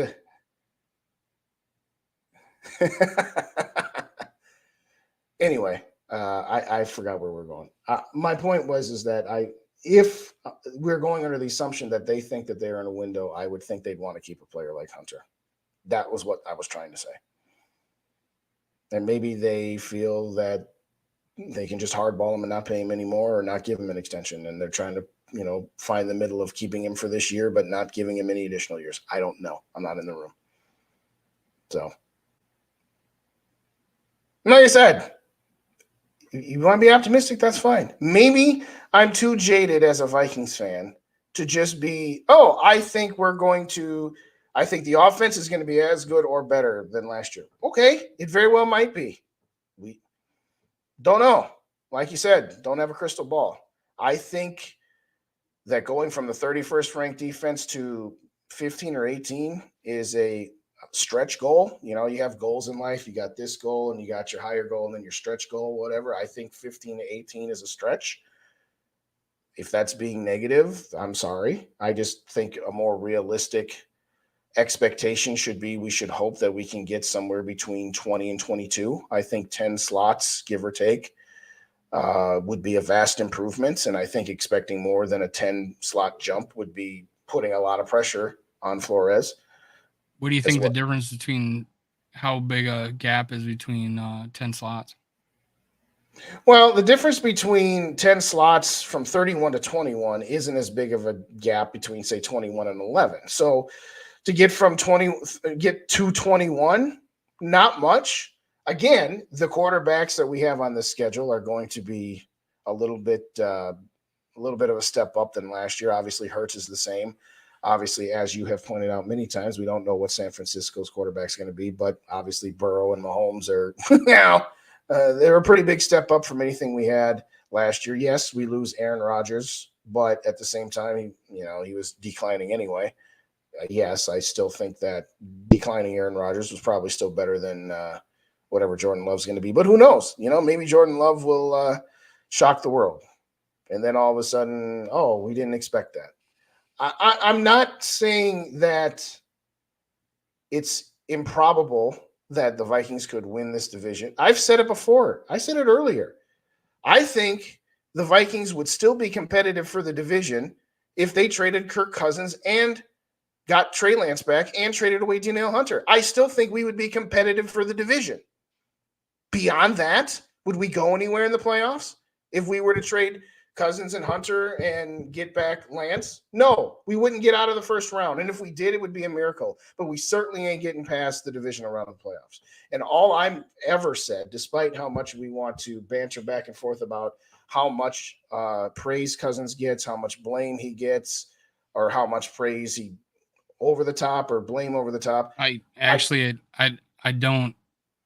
don't corner you to how much blame Kirk Cousins gets or not. I mean, I don't do that. It's usually the reverse.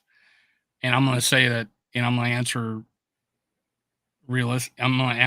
honestly is like, yeah, he doesn't deserve the amount of blame he gets. Dave, I've said that a million times, that he gets more blame than he should. I just think he deserves more than what you're willing to give him. If that puts me in the middle, fine. It puts me in the middle. No, I mean, you're not in the middle, actually. You've never been in the middle. It's just you said you were in the middle at one point, but now you don't remember that. But I get it. I don't know. The reason why I don't go with absolutes like you do is because you're the king of absolutes. Why? Really? Yes. We absolutely won't leave the first round. I've said that. No, I'm actually open to stuff like us losing games or winning games or getting to the Super Bowl or not even making the playoffs. You're absolutely. Where? Tell me an example of absolutes that I've said. Okay, you're just one example of your absolutes is when I say I'm willing to move on from Kirk Cousins to try a different method of constructing a team with a rookie quarterback in the hopes of maybe at some point we get past. Before you continue, I did videos on moving on from Kirk Cousins and drafting quarterbacks. Yes, you meant. I like quarterbacks. And I would like immediately buy all their football cards. So keep going. Well, you're about to tell me how I'm absolute in this. No, I'm about to tell you how you're absolutes when you say to me, Justin, you're move on from Kirk Cousins, anybody but Kirk. That's an absolute. And what I'm saying, I'm talking about the team, man. I'm talking about the team. I'm not absolute that they will win a Super Bowl. I'm not absolute that they will not make it out of the first round. I don't use absolutes. And the reason being is because it's just not, I don't know. I don't know. I can't say we're going to not make the playoffs. Guys, we're not going to make the playoffs this year. Or we're not going to make the playoffs. I never said we're not making the playoffs, by the way. I never said that. I know you said fifth seed. I get it. But you said, that we won't win a Super Bowl with the team the way it's constructed. We won't win for the next 2 years because it'll take that long. See, again, you're already misconstruing what I've said. What's up, Football Talk? How you doing? Good to see you. I mean, dude, you say that we can't win a Super Bowl the way it's constructed. It's absolute. I do not have. You're trying to tell me that that's not an absolute, man. I do not have as much faith in Kirk Cousins winning a Super Bowl for the Minnesota Vikings because the way the roster is constructed now, I don't think it's enough. And I think by the time, if everything goes as best as it can be, Flores makes the defense better. Some of our draft picks over the last 2 seasons. So you're not absolute then. I don't think that there is enough on this roster, and I don't think this quarterback has enough to overcome the deficiencies on this roster. No, I don't. I could be wrong. That's just my opinion. That's just based on what I have seen over the last 5 years. We can't turn around a defense in this amount of time. We can't in 1 year. We can't turn around a defense. So I get it. It's highly unlikely. Yeah, you could say that. You could say it's highly unlikely, but you didn't. You said You can't. We won't. He can't. He won't. I just don't use absolutes, man. This is just, I guess, is a difference. But I mean, I just choose to be that. I don't know. I just don't want to be as negative about it. Like I said, if I'm not at your level, then I'm negative. Negative would be saying can't and won't. When you use can't and won't, man, that's negative. Come on, really? That's not negative? No, that's realistic. You're realistic. I'm not realistic. I'm unrealistic. So you're realistic. I'm unrealistic, right? I think I'm more realistic about what my expectations of the improvement of the defense are than you are. I think that you believe that there is a bigger window of growth in one off season based on because it's happened. Flores, because it's happened. You know, the Rams in 1998 were 4-12, and it's happened that the next year they won a Super Bowl. So that means every team that won 4 games last year can tell themselves, well, the Rams won a Super Bowl the year after they were a 4-win team, so can we. I mean, it's happened. So, okay. So what's your point there? My point is that, yes, it has happened that when Mike Zimmer got here, he turned our defense around. And even in the first season, when they went 7-9, the defense was markedly improved. And in the second year, it was really, really good. So I am basing what Mike Zimmer did, which was the first year showed some improvement, but it was the second year he was there that they were really, really good. And all I'm saying is, we went from bad to decent. Huh? We went from really bad to decent, if I'm not mistaken. I remember us winning 3 wins. They were like 30th when in Frazier's last year. And they went to like 17th. I think that's pretty good. And then after that, they were probably 10. You're saying what did that 17th get us? We were 7-9. Okay, great. No, we didn't have the offense that we do now. Oh, I know I'm making excuses. But I don't know. Adrian Peterson missing the season after 1 game? I mean, come on. I know I'm making excuses. Okay, fine. All I'm saying is that while that defense was improved in 2014, it was really improved in 2015, which by that logic means, 2024, it'll be improved, but it'll be really improved in 2025. I agree. We should extend Kirk Cousins 1 more year so he can take care of that second year. So he can take care of that second year. Why? You're 37. You really think in 2025 he's going to be, or excuse, in the 2024, this time next year, the 2024 season, you really think he's going to be as good as he was in 2022? You really believe that? He can be. Yes. Is that wrong? Someone at 34 and 36 can't be a similar player? I don't think he will. Is he better at 34 than 28? When do you get worse? Like automatically, like where absolutely he's going to be worse. There is no cookie cutter, one size fits all. I will say that logically speaking, if I'm going to ask myself, do I think that in the 2024 season that Kirk Cousins will be as good as he was in the 2022 season at the age of 36, 37, whatever it is, right? 36. Yeah. Okay. I would say it's more than likely he will not be as good at 36 as he was at 34. And if he's less good than what he was at 34, let's say he's less good. Maybe he's not as good. Maybe he's stays the same. Because honestly, this wasn't his best statistical year. He lowered interception return, more interceptions, less, completion percentage. But let's say he maybe stays the same. You said the defense is going to get better, right? Right. Theoretically, that's the hope, right? We're hoping. We don't know for sure one way or the other. Does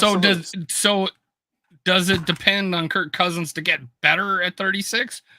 Or does it mean just to be the same or maybe slightly worse?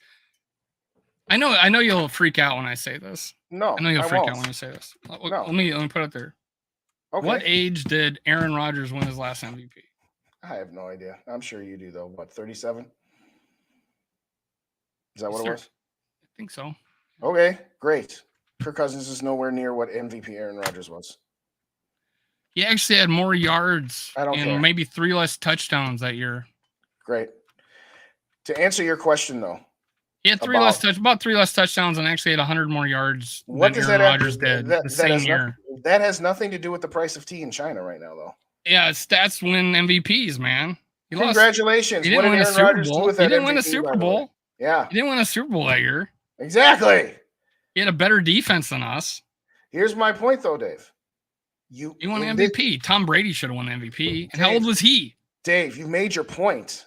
I'm trying to stay on topic of the scenario that you just put out, where the defense has gotten better in 2 years. And then you said, well, if Kirk is the same or maybe slightly worse. And then you asked me, well, is it dependent on Kirk for not getting worse? Okay, fine.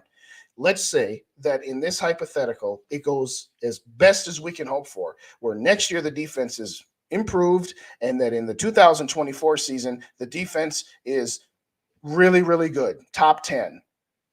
Okay, we've seen, and if your question to me was if Kirk Cousins is slightly less than what he was in the 2022 season, well, slightly less than the 2022 season kind of reminds me of the 2018 and 19 seasons.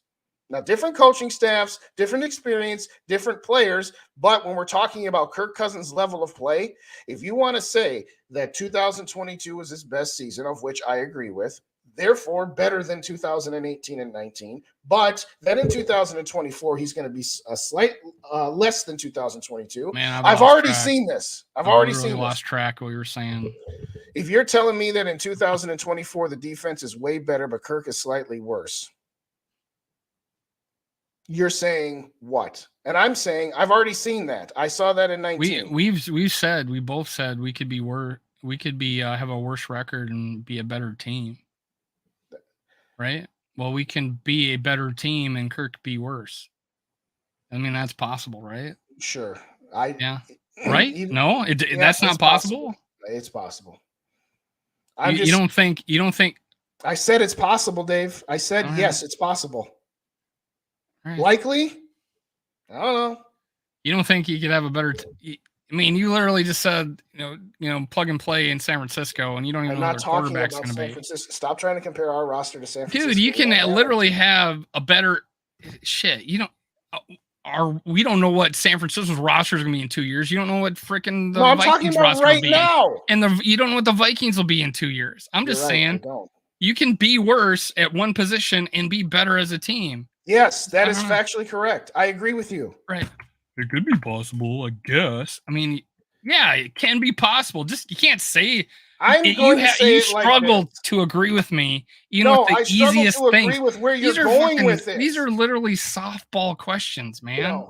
Fine. You can be worse at one position and be better as a team. I still don't think we'd be good enough to win a Super Bowl is what I'm trying to say. You can tell me that we're a better team. And is that negative or is that positive? Is me saying I still don't think we could? Well, that's not negative. That's realistic. And I'm unrealistic, right? It plays both ways, man. Oh, my gosh. I just say you're less optimistic. Our defense is better in 2024, Dave, and Kirk is slightly worse. I still don't like our chances to win a Super Bowl because at that point, I will not think that Kirk will have what he has or had in 2022. Which is what my point has been for weeks, is by the time you fix this defense, he won't still be at the level he was at in 2022. And that I have been consistent about. I have said it from the get-go. I don't understand. Kirk Cousins with this team can't win a Super Bowl. And by the time you fix the team up to where I think he could, he will be older, and I don't think he'll be as good. Yeah. Which is... It's going to be convenient because he's on the final year of his contract and he will be older. And players tend to get worse when they're older until they do. And so far, what sign have we seen? And I don't know. I like to use evidence. Like he's steadily declined over the past few years. Not actually, he's gotten better over the past few years. Could he maintain it for one more year? I guess it depends on what kind of evidence.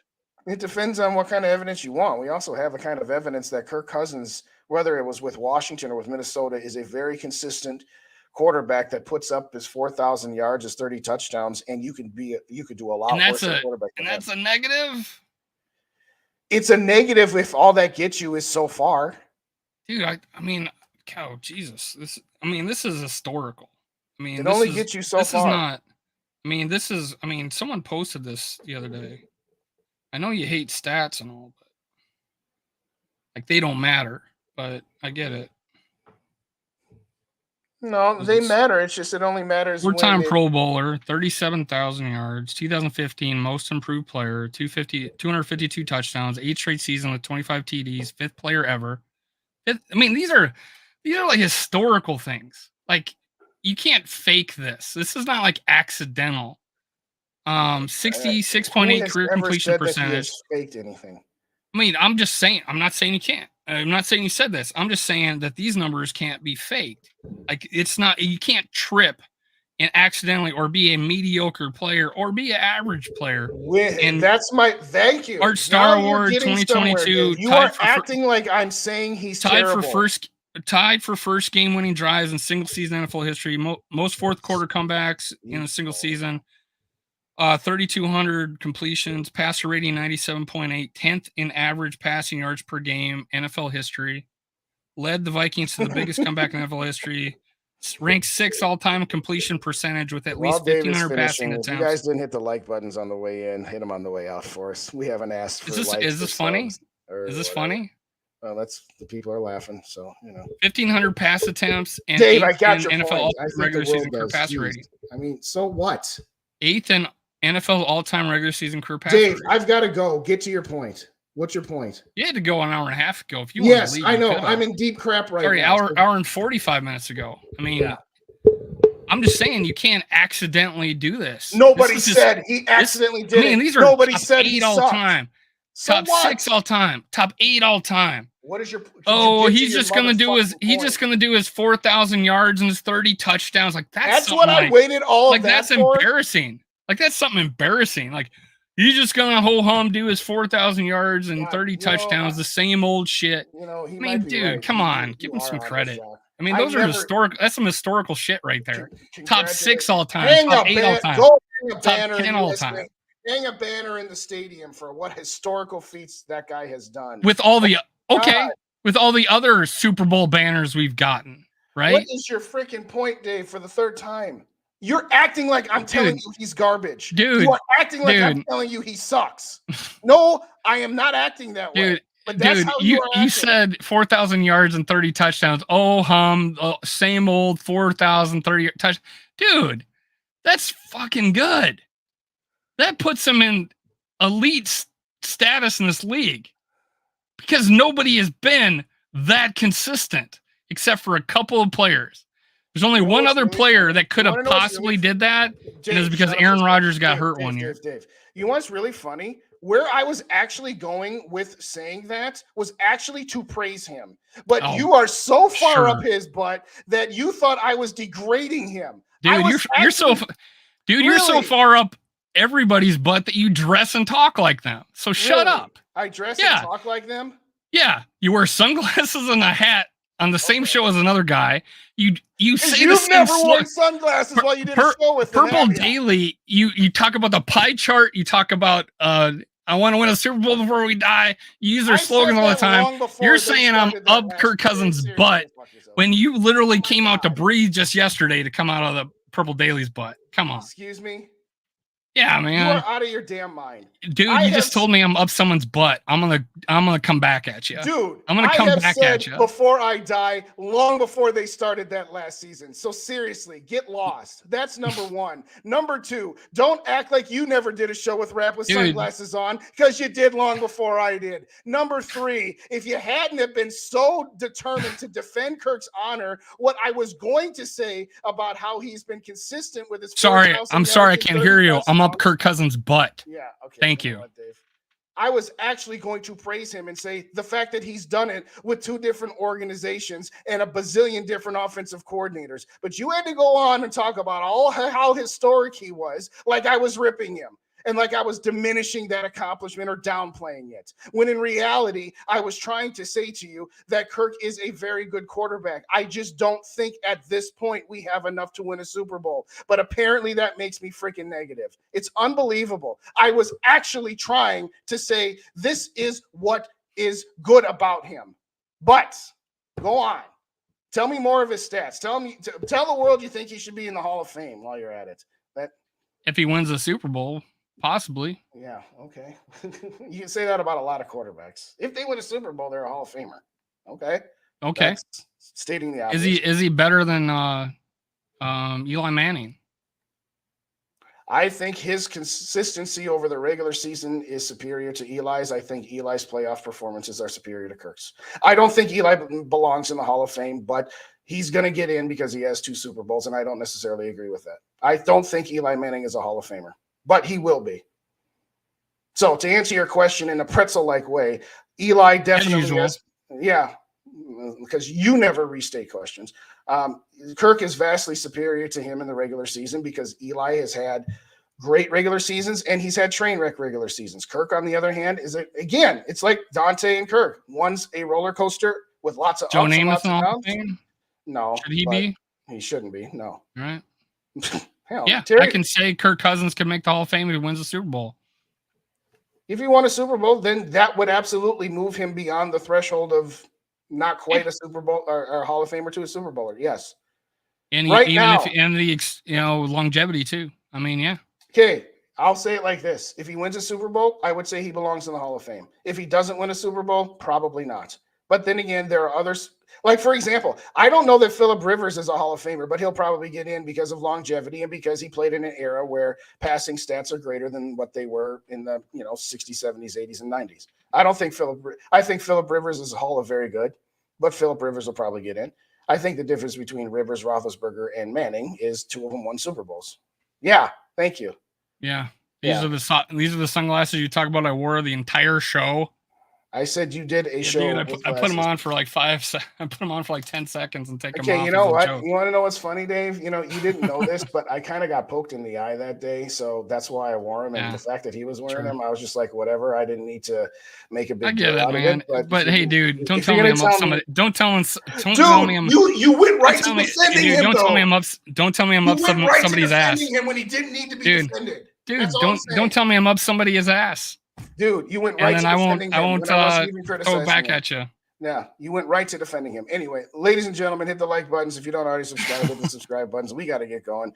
This is the last time before at least training camp that we will have anything related to Kirk Cousins conversation, I promise, because I'm sure some of you I don't think Rivers should be in the Hall of Fame now. Yeah, you know what, Zone, when you're on next week, if you want to talk to him about Kirk, you can. I'm staying out of it. I bet Ice-T can beat up Kirk. Thank you kindly, Sarah. I'm looking forward to meeting you and Mary. I don't tell my guests they're up somebody's ass. So I think Zone will be fine. I'm sure. I'm sure.